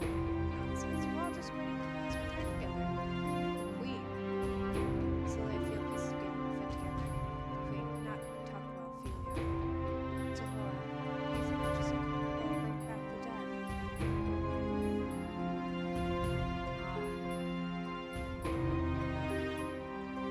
Mother is dead. Is she really? You bring Mother back from the dead? We can't, Princess. We. It's been resting for a long time, waiting for you to gain power so you can help her escape from prison. Not making any sense. I try to keep my words from blood. How is Mother alive if escaped by a prison? The terror bearer is the Queen's prison, who sleeps in the Queen's power. Though others presume she was dead, the Queen still lasts for her powers inside the prison. All she requires is your power, Princess. My power. When you become an expert, you have the ability to release the Queen from her prison. My birthday's in a week. That's when I meant to take on the responsibility of being a bear. The profane Dora never went into more detail beyond that. If I get to see another Princess, I still can't quite take in everything you just said. However, if Mithras had approached me before the years, I would have helped Mother and helped me. His mother was the last terror bearer I ever brought darkness into jail. It's to believe that Mother is the only person to have her. Now know that I was wrong, but she showed me in for all I should have known. So now I wish she was here. I take a deep breath. I can afford to be selfish. I cannot put anyone else in danger. I will not help you. You don't have a choice, Princess. I have set the stage for my Queen's return. All that's left is to free her from her cage. We will speak more of this at the dining table. Mithras leaves the room, leaving me briefly with Varg. Varg smiles at me, but his mouse and brings the index finger to his head and loops it. Mouse the word crazy.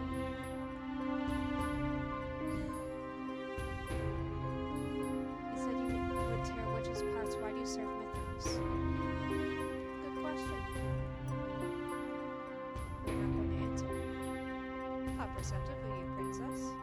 He swears me before following Mithras out the door. I'm once again left by myself. Mithras just told Mithras in my head. Mother, alive. He killed everyone only to take the one king for her. Should have left her body. She cannot return. He spent the next hour looking around for things in my eighth escape. I know where everyone else is returned to, but I have no idea how heavily they are. I doubt I can help them. I must return to nature. I trust the one that's left, probably with magic. I search the shelves. Dozens use her, but I can do nothing with them now. I search in my drawers, but there are many things, and there's definitely ways I can help them escape. I'm searching compounds, a box, and possible with them.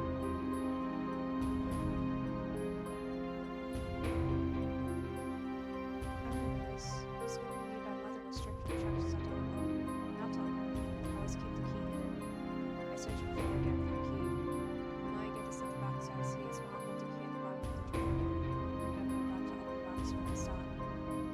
This is hardly a priority right now. It says the key down next to the box. I should be searching for a way to escape. I turn to see Varg's smiling face in the door. Look like criminals just without doing something naughty, says the criminal himself. Maybe we're meant for each other. I know my eyes see approaches. Behind his back, you make out the open door. Don't even think about it. You don't want me to pounce on you in the hallways, do you? That'd be impossible. Barb grabs my wrist. I touch his shoulder frame and holds tight to me. I'll be your escort to dinner tonight. I keep my head high and Barb escorts me forward. On the way to the dining hall, those the rest of the palace is mostly empty except for a few soldiers. Soldiers that do stand there have blades looking right through me. Puppets. A spell cast by Mithras. Varg doesn't answer me as he pulls me through the hallway. Excuse me. Soon I find myself in a dining hall. Guards usually stand while the walls are gone. There's only the royal family and they seem to be outnumbered. You. I see recognition in the king's eyes. My heart flutters as he stands. He tries to manage his rise only just barely. His feet stays firmly planted on the ground. Everyone's body is looking exceptionally stiff. It's the same kind of spell. You're the girl that was inside the palace months ago. Mithras wills is a meeting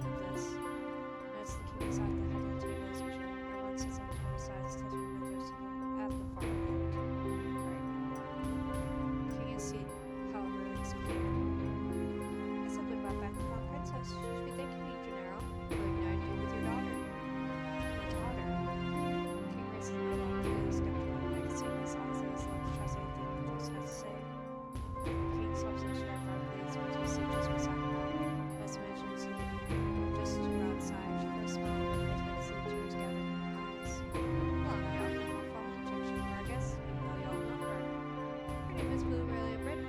She's a crown princess of Cinderella. And your blood daughter, Gennaro. He looks at me again, this time there's one certainty in his gaze. And it's Rob will tell you, won't he? Rob? Rob looks at me, his gaze quiet but expectant. I turn the key into the rest of my stepfamily. Okay. Okay, I have to say it is nice to meet you. There's no point in trying to fence the key to my birthright here and now. And only confusing why now is not the time for this. I glance at Mythos and smile nearly expectantly. Besides myself, there must have a reason for insisting on my birthright right now. Presently, it just means to confuse the key more. Glad it's the case I'm not playing with such a good scheme. My name is Blue. Thank you for your kindness that one time. Bob looked shocked. I smiled at her for turning to look at me. Mythos. Mythos roused her soon frown. I fear Providence soon caught off guard. What are you doing here? She's undoubtedly your daughter. That's why she is in the room that you've been taking care of. Well, his eye widened. He looks at a loss for words. Princess, the king has been keeping her clean and tidy for the sake of nostalgia. He has no idea why. Magic works in interesting ways, doesn't it? I was wondering why my room was unchanged. Could it be that the king remembers me somehow? I look up, but he has already glanced away from me. His expression probably a twist of confusion and helplessness. Seems like the king does not fully understand. I turn to Mythos. It can work in both good and bad ways. Ah yes, the fairy tale curse is terrible, isn't it? Hedgevarg's eyes was silent, glanced away from me and follows gaze to the I noticed him before my secret figures hiding in the shadows. Witches. Must be the ones holding everyone in place when they try to escape. No, magic is terrible. Like magic will you survive the queen? I'm insane. Hildir is mad. You have no right to refer to her by name. The sudden chill envelopes her. I feel actual icicles on the table. I pull my hands away. Nah, we're going to eat dinner, and we are going to enjoy it. And every day will be just like this until the king returns.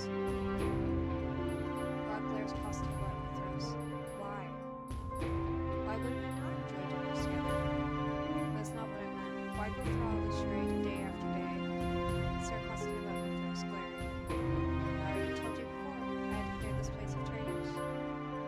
Outcasts of abandoned to the crowd and I sold back. Because the time of the queen's revival is so close, I've decided to keep the crown with me until I can return it to its appropriate owner. Hildir is... Queen Hildir is the true owner of the crown.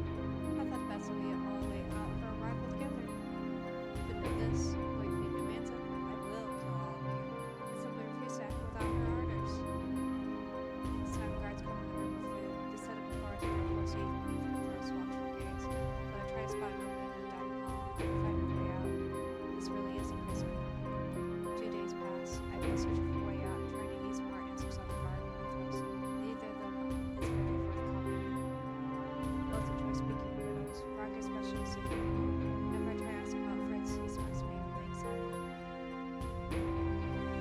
Not nobody try to ask me any questions tonight. Nobody get any answers from her. It's almost my birthday. I need to find a way out of here. And despite the only fun I have with the princess, if I'm quiet, I'll leave the room. Which is going to be quiet, so I guess I should go. Remember to try anything funny. Very nice just as I before. Far about mom. Leads up happy and happy for turns and leaves. I cannot give up. I once again begin my search of the room. Time is running out and there's nothing I do besides search for a way out. But now that I've leaved the room, nights will catch me immediately. I hope I might stand a chance. I've put my fingers connecting what Chevalier told me about it. Sleep. The sound comes from outside my door. It is a woman's voice. Door opens suddenly. Chevalier and Dolor are both in my room. Princess! I saw Chevalier standing before me. His eyebrows drawn over his eyes in great worry. Beside his head slowly with their arms crossed. Well, aren't you a sight for sore eyes? We're here to stage a daring rescue. I should shove it around my arms around me as I have my smile and back and smile down. I'm going to get you out of here, princess. How did you both get in here? The power of magic. Dramatic, even at a time like this. Two exchange look before looking at me seriously. Parfait, Waltz, the knights, and Karma are all here. I thought we'd just be fighting witches though. We weren't expecting the knights. No matter what we said, we couldn't get through to them. They're under a spell. Mythos. He wants to release Mother. Both look at me with confusion. What? Mother is still alive, just inside the Terrabarum. Mithras wants to bring her back. That is impossible. The queen is still alive. Chevalier looks away with Dolores' expression more rigid and resolute. We cannot let that happen. I don't know how the queen would be alive in the first place, but... well, we'll worry about that later. Right, we have time later to discuss the specifics of everything. Right now we need to get out of here. So, even they don't know how she did it. How she's still alive. Was it the human? Was it the human that she killed that was able to steal her away and keep her alive by using their life force to sustain her or something? Right, everyone is keeping the guards which is busy for the princess. I'll distract Mithras. Chevalier, how do you get the princess to safety? That's why I'm here. Princess, can you guide me through the palace? I cannot just leave everyone here. Don't worry, Garland is seeing to saving your family. No, I cannot just leave everyone marching here to do things for me. Blue, we cannot afford to lose you. I told you to do anything to protect you, and I will. The sooner you're safe, the sooner we'll have the advantage. You are the legitimate heir to the throne, the next heir of Barenborough. You cannot let yourself remain in Mithras' hands. The situation's indeed most dire, so for now we must hurry. I nod my head feebly. Without another word, three of us head towards the door. Delora exits first and stops immediately. I almost run into her. I guts the doorway and see Vark just waiting inside, holding a blade across Delora's neck. Delora holds up her hand, deflects the sword, and slides harmlessly past her mouth. Vark slides away, still holding on the sword. The usual Vark is half-hearted at best. Get out of our way. You're awfully demanding, aren't you? Pretty please? No can do, my lady. Shame. Looks like I'll destroy that pretty mask of yours, along with everything else underneath. Delora holds up her hand and summons a wall of electric oars. With a flick of wrist, she sends them rushing towards Vark, who dodges with surprising speed. Vark's moves appear sluggish by seeing his fast reflexes. He's playing with Delora, even though I do not think he has an advantage. He drops the sword, and for a few moments I feel Delora has an advantage. Then suddenly he raises the cane he usually holds on his side and taps it on the ground. Just the sword takes from the bottom of his shouting room. Enchanted cane. You're not the only one with tricks up your sleeve. Delora! Chevalier, get her out of here. Let's go, princess. Chevalier takes my hand in his and begins to lead me away. I turn a quick glance back at Delora and Vark, realize that while Delora is completely on the offensive, Vark does nothing but dodge. So he's trying to buy time for something. The badge is off in my head as Chevalier pulls me down the hall. How rude. Haven't you heard of Cinderella? I spot Carmen still in distress, holding his sword out at the man in front of him. The man lunges, Carmen dodges back and grunts as his back comes to the wall. This was Chevalier. He's dead then. He steps on the side as best the knight attacks with his blade. The sword catches his dress but does not hinder him from stepping forward and aiming a jab with the sword beneath the knight's armor. The knight kneels, the sword does not fall from his hand. Carmen looks up at us sharply. What are you doing just standing there? Move! It takes me a moment to realize that just as I was frozen, so too was Chevalier. His face is pale as he grabs my hand and once again starts rushing me down the other end of the hall. So Chevalier steps out wider than mine, and I have to struggle to keep up. The further we go down the hallway, the more apparent it becomes that there are too many obstacles in the way. We pass through any garlands we move to, and they manage to clear the path for us. These knights, will they not stop moving until Mithras is defeated? Hope the king and everyone else is safe. After any we come from other royal families. They have no way of knowing if the words reach their ears and miss off the sound. Chevalier. This is Chapel and the armor I saw earlier were from the knights themselves. Why would they battle each other? What? The punctures in the armor that we saw at the plate, stab wounds in the gut and at the arms. Chevalier's eyes were such as he was looking right through me. They were. We need to keep moving. I take his hand and lead him forward. I did not always talk about when we talk about this later. Right now we have to escape. Which means Mithras sat there and enchanted the knights even before this. And when they staged the coup, he had the knights sit there and fight each other. The enchanted ones against the unenchanted ones to sit there and attack them. We are close to the palace entrance when we see them. A group of knights sitting in two lines on both sides of the hall facing each other. Far into the hallway stands a gamble between Mithras. Good evening. Did you enjoy your stroll around the palace? The traveler immediately moves to stand in front of me. The cloudiness is gone from his eyes. He lifts his mouth, not a demand, but a question. How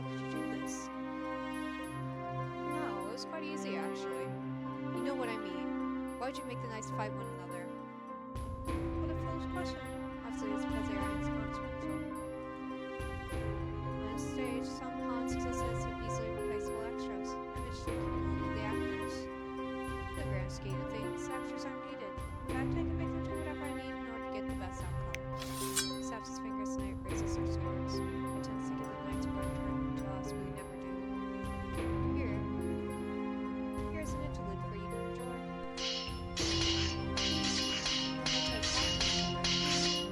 The sounds of the rain gets wet and fills the air. The knights are arch, dive, and sail. Mentos watches from behind them, decides smile and then leaving his lips. The two of us can stand there, stuck in the silence, and listen to the can see red. The smell of blood begins to live in the air as swords cut through flesh. What they stab to my senses. I tend to be informed that Chevalier means firmly grounded. Chevalier! I heard many things about a doctor working at the clinics. I heard that he was bound to your assistant woman injured during the Great War. I also heard that until just recently he had been cursed. I knew immediately upon seeing that you were that volunteer. I suppose it's unavoidable that you and the princess know each other. To think you would be so close. Chevalier stares blankly ahead. He looks at his knees under his smile. His eyes are glazed. I keep Paul's name. His eyes follow the sharp points of the knives. He does not even spare words. Have I unraveled the doctor?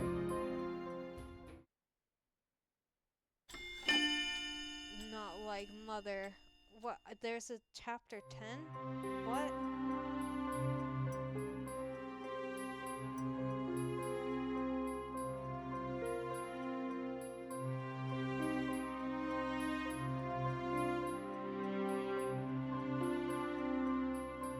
Okay, so chapter 10, I guess this one we get extra.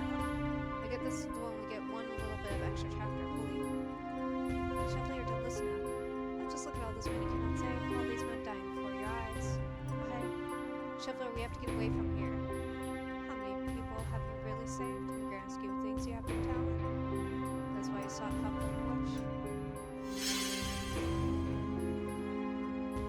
Mythos voice saw the common feels some sort of presence in the air yesterday. I punch your sword through another scout's possible. The sword skitters across my head and that breathed through. Look desperately, Chevalier realized the magic was already working its way. See it, except for Mythos is still smiling from behind all the things. That's a sort of emotion. Mythos is a guard right now, but better judgment than any judgment that I was going to stand there and we're taking some time. I have promised you. I guess if I Chevalier realizes that this is how he looked every time he came around. He was stuck in his own mind. There's no one thing he could get him out of this trance. I clutched my hand in the face. Punch Chevalier in the face! Ow! God, it's my face. Impossible. Chevalier's eyes clear when he looks at me. I can tell he's distraught, but his eyes are seeing present. Sorry, I thought I lost you. I suppose I needed that, didn't I? Chevalier smiled shamelessly. His fleeting thought by the time we both joined Mythos again. Chevalier looked straight past the still fighting knights. As his father Chevalier, which had lost had to be an unusual expression. How did you break my spell? Cannot even use magic. She didn't break it with magic, she broke it with the power of love. I stared at him skeptically. Both know that's not true, and I know Chevalier well enough to know that he does not mean that. We both have some experience left. Ha, as if some fairy tale love could save you from this predicament. Princess, you're a witch. We feed off negativity, off of chaos and loathing. Love serves us no power. Life is about balance. Who taught me that? And though I may not be able to hold a balance of negatives and positives myself, I'm at least going to try. You can try to do the same. Feelings beyond your depressing life and start reaching for something that gives you happiness. Something won't plummet you back into the same darkness. Mythos snaps his fingers and knights all freeze. They turn to us, swords raised. I do not need to be lectured by some love-sick fool. By all means, cling to your love. I will show you how fragile it is. Witches do not need love. Mythos holds out his hands. The knights begin their steady, deadly march towards us. Chevalier takes my hand and pulls me back. I see my opening nerve. Mythos enjoys flipping pain with his words, and I can do the same. You did not need love. You did not need affection. Why are you doing all this for mother? I am not. You're doing it to be recognized. Why? Everyone once impressed our teacher. His words are calm, there is a desperation in them. Others was Mythos' teacher. I thought he was just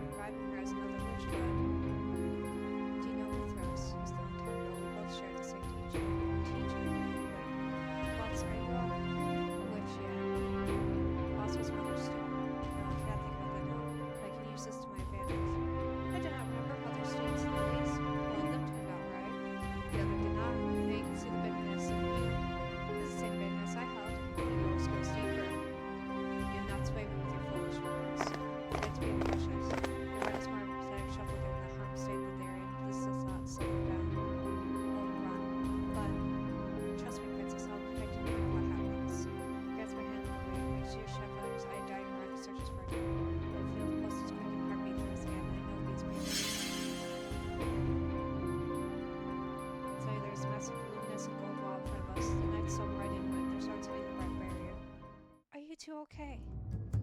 Parfait brushes stand in front of us. Methos' expression cold, angry glare. He measures the situation with critical eyes, and then he turns away and begins to dart down the hall. Parfait clasps one knee, arms still outstretched to maintain the barrier. Delora appears. She is flustered and bleeding on one arm, but she still stands straight.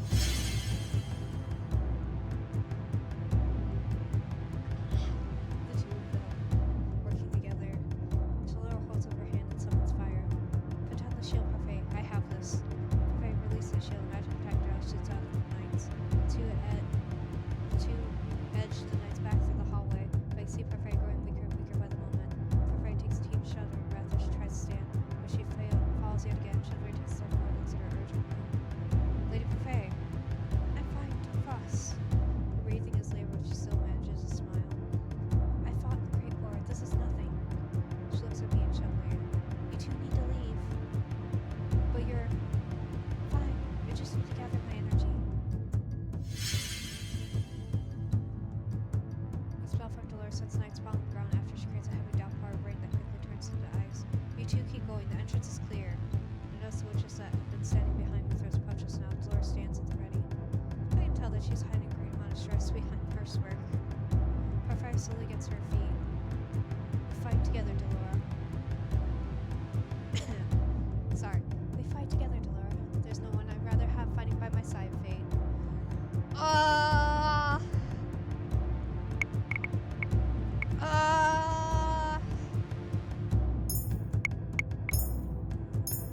The two of them. The two of them. Hands down, best couple in the series so far. Come on, Princess, while we still have an opening. We head around the side. Parfait erects a shield to protect us from any magic that comes our way, and Dolores summons a whirlwind as a distraction. Ow! My foot is grazed by fire magic, causing me to stumble, but I force myself into a leaping sprint regardless. This is nothing. I still wonder about that box with the key. What's going on with that? At the entrance, I pause in the middle of the room. The main entrance hall is eerily silent, and I see Mithras edging his way into the king's throne room. He's holding tight to Evangeline. He looks at me watching and smiles. Then he disappears into the throne. We have to follow him. Princess, he has Evangeline! Chevalier's posture and expression are indecisive, but mine are not. I know Mithras is baiting me, but I cannot leave her alone. My gaze moves around the hallway and I search for other knights. The place is empty. It is not long before we hear footsteps. I tense inside, Chevalier holds tight to my hand. Suddenly his figure drops near. I recognize him. Even he seems a clean, different, older person. I finally found you. Waltz! Hi, Waltz. Hello? You broke your curse, but how? Chevalier stares at him in awe. I now dub you Waltz the Big. This is no time. This is no time. There was never a Waltz so small. Waltz shakes his head. I broke my curse unexpectedly. I actually found the item I needed while searching around. I can explain more later. For now we have to go after Mithras. Do you know where he is? He's in the throne room. An item he needed to find. Could be whatever was in the box. Are we gonna find out what's in the box when we go down his route? Is that what that box is all about? Because now I'm curious about the box. With the key. Mithras stands in the middle of the empty throne room holding Evangeline to him. He has his hand around her neck. Notice that it moves you three or this girl dies. And I do know how much death bothers you. So I realize he's talking to Waltz. All three of us are frozen. Myth. Traitor. Why can't you see that Hilda wasn't trying to teach us? She was trying to corrupt us. Silence, traitor. You betrayed her. During the war, you betrayed our own teacher. Betrayed. Hildir was corrupted. She cannot be saved. How dare you use her name? Mithras' fingers tighten on Evangeline's throat. I can see the tears running down her face. Her sobbing is quiet, but it still reaches my ears in the silent room. Varg. Varg appears from the darkness as he did before. He smiles at all of us from behind Mithras' eyes blinking mischievously. He didn't finish the job. You were awfully vague when you told me to take care of them. You know, most people assume that meant entertaining them and offering them refreshments. Obey me. Varg turns to us as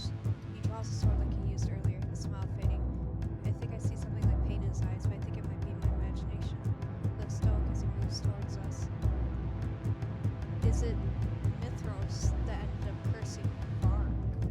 This is why he can't disobey him. It also would explain why he hates witches. Waltz moves Mithros. Waltz moves, Mithros' hand tightens over Angela's neck and she cries out. Chevalier is watching everything quietly. The concern in his eyes is muted by the urgency. I follow his gaze around the room, wondering what he's searching for. Myth, is it? You were injured during the Great War. I tended to you once. Stabbed in the stomach. You needed stitches for it. I feel Mithros' confusion before I see it. For a few moments, though, his gaze is centered on Chevalier, his eyes poking him for information. No one came for you. The teacher must have thought you were too weak, that you would die. Mithros' hands fly away from Angeline's neck. He lunges towards Chevalier with a startled expression mad. The room breaks out in chaos then. I feel the rising magic beside me as well as ready to spell the tension in Chevalier's body prepares to shield me, and lastly, I see Varg zip across the room. Everything goes white. When I look up, I see Walt sitting in front of me with a shield. Mithros' hand lies flat against the shield. I can feel the heat of his magic.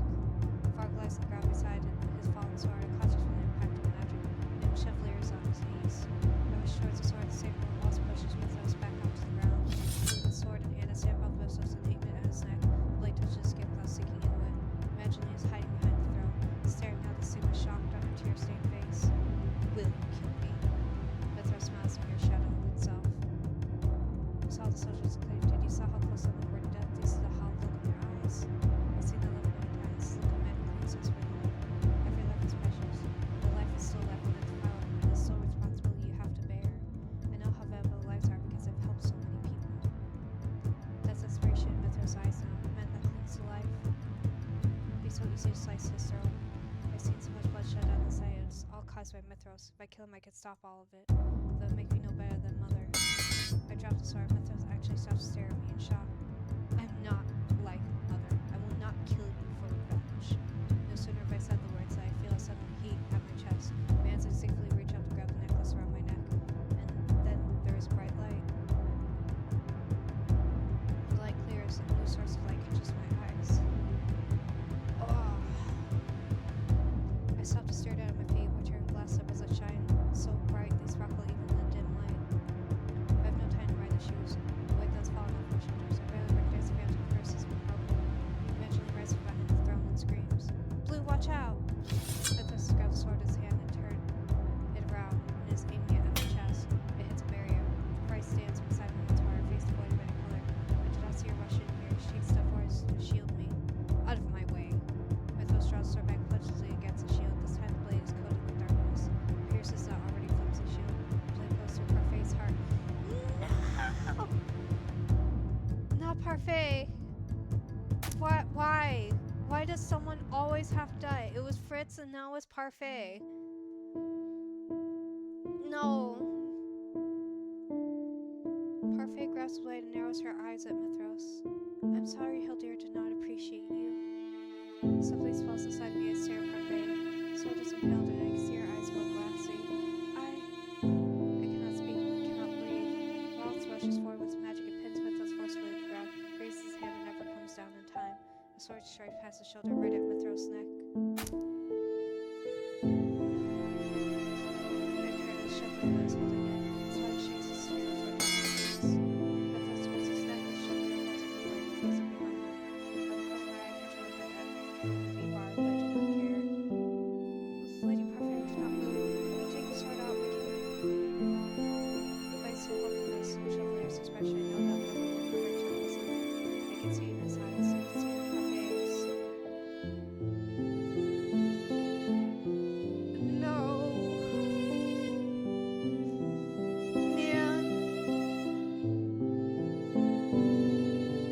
Man.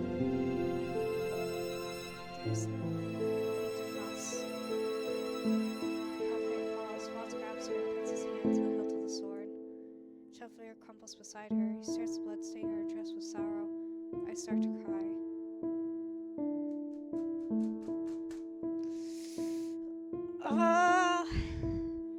I'm gonna cry. Blue, do not lament this. I am proud of you. The room was quiet even with the newcomers that arrived. Knights of Crown watched the scene from the sidelines, saw with grim looks on their not her girlfriend, no. Her girlfriend. That's what happens to Laura, who sits down beside her favorite her face is staring like talons in his majesty. Parfait. Oh no. Oh no. Oh no. Ah. This is even worse death. That doesn't suit you, Laura. I told you to stay back. I don't know what that's his relief. Let's fall apart, she gets so calm. Shakes her head. I'm sorry I didn't come sooner. Everything is as it should be, Delora. Faye cranes her neck to look up at me. Wipe away your tears, Lou. Oh! I'm actively fighting tears back right now. I'm trying not to break down sobbing. Wipe away your tears, Lou. What you did was a good deed. You spared a man's life. But life is not a fairy tale, humans are. Life is not a fairy tale, humans are. It isn't. Definitely it's not that princess. I chose this. Her face smiles as his eyes are swimming waters and his stress. His body is wonders outbursts. Her eyes are nice. Very focused on me. Oh man. Oh no.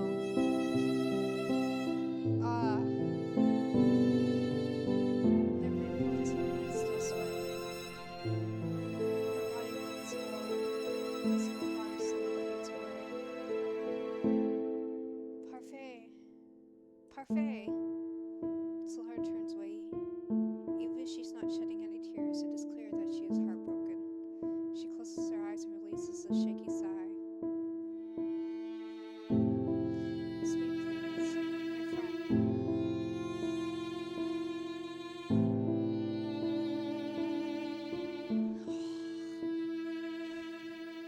Oh no, man. I don't know how long we all stayed there. I'm lost in Parfait. Carla and Julie regard that she spread out to search for anyone they would leave her. It's not like the return of the king and the rest of the family. My union with my family is half-hearted. I didn't know what to say when you heard that I knew a couple months ago, so I provided they'll take me in with open arms. The king stays with his side long after the others have left, and the nights are time much before the others the news. Walls goes to search the ponds for any remaining resistance. Delora, Chevalier, the king, and I remain. Chevalier cries. I've never seen him cry before, but his heartbreak is my own. What happened was a nightmare, but eventually ended. Last night, before I escaped the throne room, no one saw where he had disappeared to in all of the chaos. I began to believe that his fate was a trick. Since the night had left everyone so tired, we were often glimpsed in the palace. I came to my room with Chevalier, which we must attempt to comfort each other with words. Chevalier was especially shaken being the one to kill Mithras. He was in tears for a long time. Pretty sure they must have fallen asleep sometime when we were talking about lying in bed with me bubbles and all they were not for a few minutes. I must be infected with imagination with this night.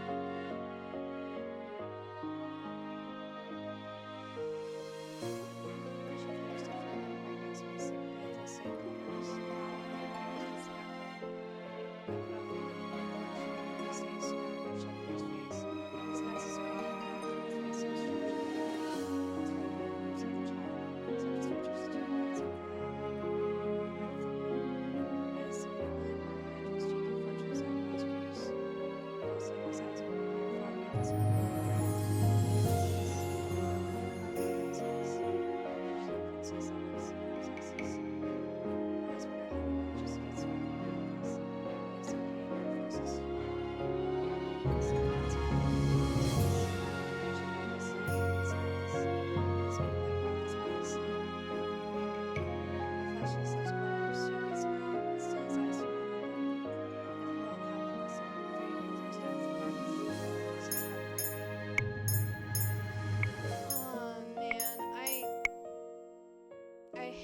that for every good end, someone has to die, and this one was probably the worst death possible that could have happened.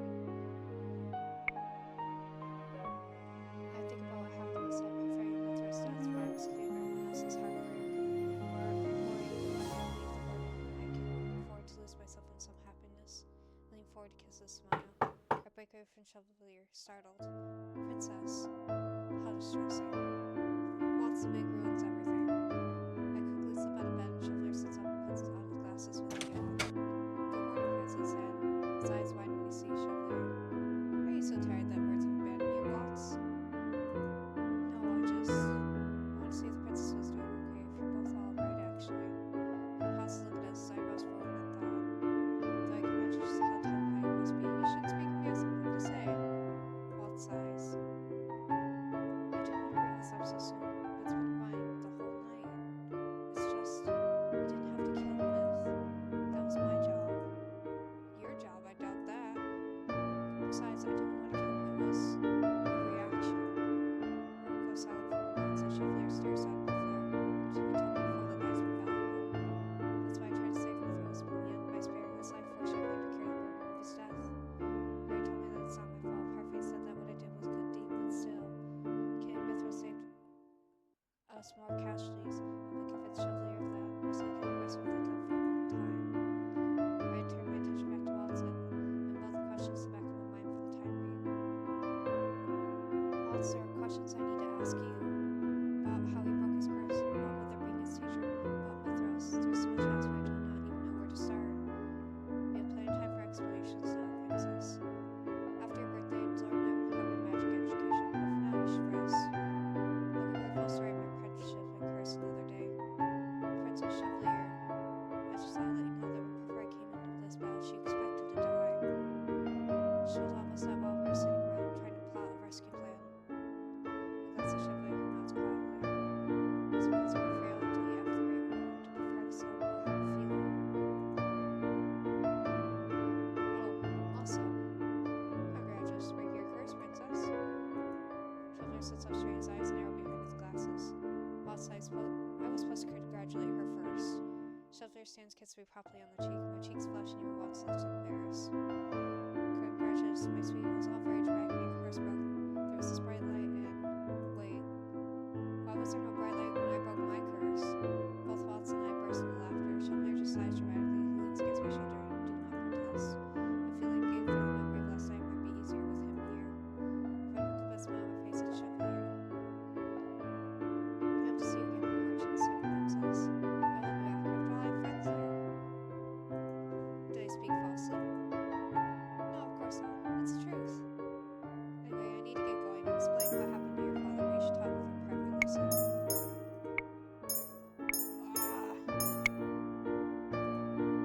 After everything that happened last night, speaking to the king is the last thing on my mind. But I suppose it must be done. Thank you, Waltz. And you, Chevalier. Might want to ask for a guest room. I'm not as comfy as a princess. I nudge him without realizing it, but Chevalier just laughs. We promise Waltz that we'll see him and everyone else in the marching soon. Afterwards, Waltz hurries out and shuts the door. My eyes move to the edge of my bed where something shiny catches my eyes. Glass slippers. Glass slippers are a reminder of everything that happened yesterday. The fact that life goes beyond just black and white, good and evil are subjective. In the end, life is great, Mother. Both good and bad, even though the fairy tale endings cannot exist, I still want to live my life with everyone else. Mithras center his life around a single person. He was selfish. I'll become someone better than him. Thinking about Mithras makes me remember something. Chevalier, yesterday you said that you took care of Mithras during the Great War, but no one came for him. Is that true? I don't know, Blue. He acted like it was, though, wasn't he? So you never knew Mithras? No, I didn't know him at all. I don't know if I would have been able to track him down if I did. I don't know what burden he carried, but it seemed heavy. I only guessed at what I could say to distract him. However, remorse was strong, which I went abandoned for many years. That may have been him, it might have not have been. So deception exists in everyone, but it's not entirely what Mother said it was. Is this the end? No? A little more clumsy. My birthday is tomorrow. I sit in the throne room speaking to my father who has listened to my tale with patience. When I was over, he looks at me sadly. I owe you an apology, Blue. This whole time you've been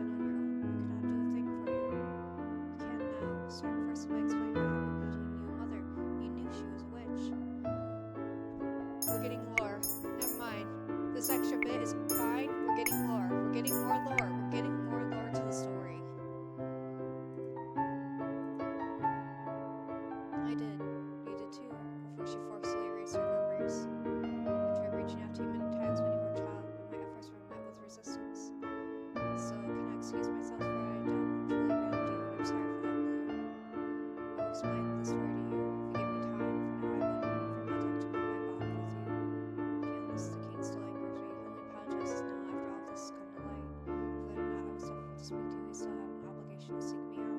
He's still like to care, but he's still my father, and I can forgive him. I can learn to trust him again. It will take time, but I would like to mend our bond. I would also like to try speaking with Evangeline, Rod, and Ophelia, but that will take time. McKean smiles at me as one of the first honest smiles I've seen from him in years. We have time. All the time in the world. We will mend our family bond, I promise. As the turn to leave the room, McKean calls out to me. Blue, I'm proud of you. More proud than any other father in Rome could ever be of his child. After what happened, we searched for Fritz, but he has vanished. Mithras and Varg had said that they replaced him, but they never said anything about what happened to him. We searched endlessly, but no avail. All the bubbles that you say, loud and night, again in the picture. How about this performance take was made? Don't you agree, Sir Chevalier? I agree. You ladies said the special charming with so many lilies for you. Oh my. Always speaks so bad to not like you. It's been a whole month since I've been to the palace, but my days come and go, and my life begins. Practicing magic lots until I took my bond with my family, visiting my magic and killing laws between nieces and brothers, singing birthday to Malcolm, Sir Chevalier operates my nose and doctor and myself. Also, though, he thinks me like a leech. Oftentimes I find him in my bed when I grow smart and he's sleeping in another room for the night. Sometimes at night he has nightmares, blood on his hands, and my first death. PTSD. And there's times I'd like to be sitting right beside him, smoking and seeing that things are alright. As for the fairy tale curse, I have no idea what Blue puts up with you. As voice comes out from between his lips, and I can actually speak. Just a fairy tale curse whose tiny mother still live you so because her disappearance and my taking her place will keep us to vanish. I won't always break everyone's fairy tale curse with magic, and I'm done. No one else can have to suffer from it ever again. And now the marcher such as place yourself by the curse. Now it's open to the public. Blue enjoys the village, friend my poet, who he means to be the best in the kingdom. What he means to say is I can only put up with them because of our relationship. Having someone so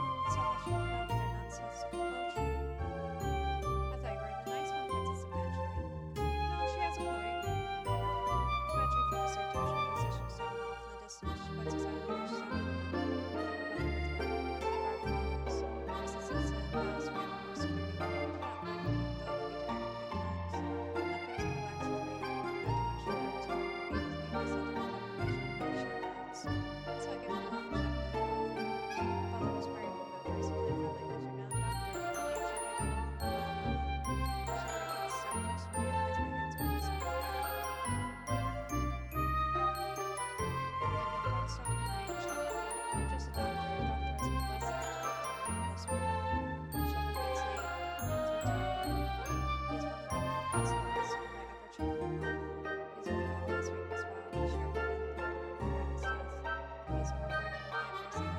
No, she has a point. Evangeline focused her attention on the musician standing off in the distance. She points us out and she said, and that is the end. That is the end of Rumple's Good Route. We got so much lore drop there at the very end there. We got quite a bit. There's still more buried. There's still more buried that we need to find. We will find it in Rod's route, in Fitzgerald's, and Waltz's. I'm still very, very upset about Parfait's death. Like, they...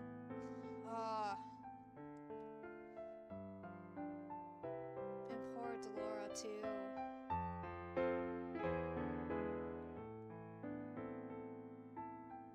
Man. But that's 2 out of the 3 before we unlock the final 2. I will be playing Rod's Route next time I sit down and play this. I was not expecting it to be quite as long, but I was not also expecting like an extra chapter. No. But yeah, so that was Cinderella Phenomena. That was Rumple Rumple's good route, and now we're gonna continue playing like normal because, as I said, I've done Rumple's good and bad route, I've done Karma's good and bad route, and then my computer corrupted, and then I lost all my progress. So that's why we're only doing the good routes, because the good routes unlock things for us to get the unlockables.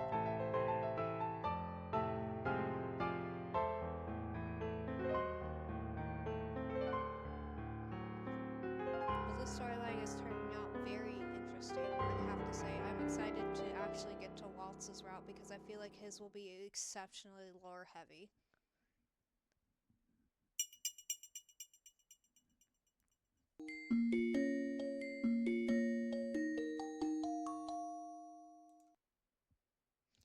But again, thank you for joining me. If you like the videos and like seeing what I do, you can follow me on Twitter at blue_seer, spelled BLUE_SER. And if you want to catch my other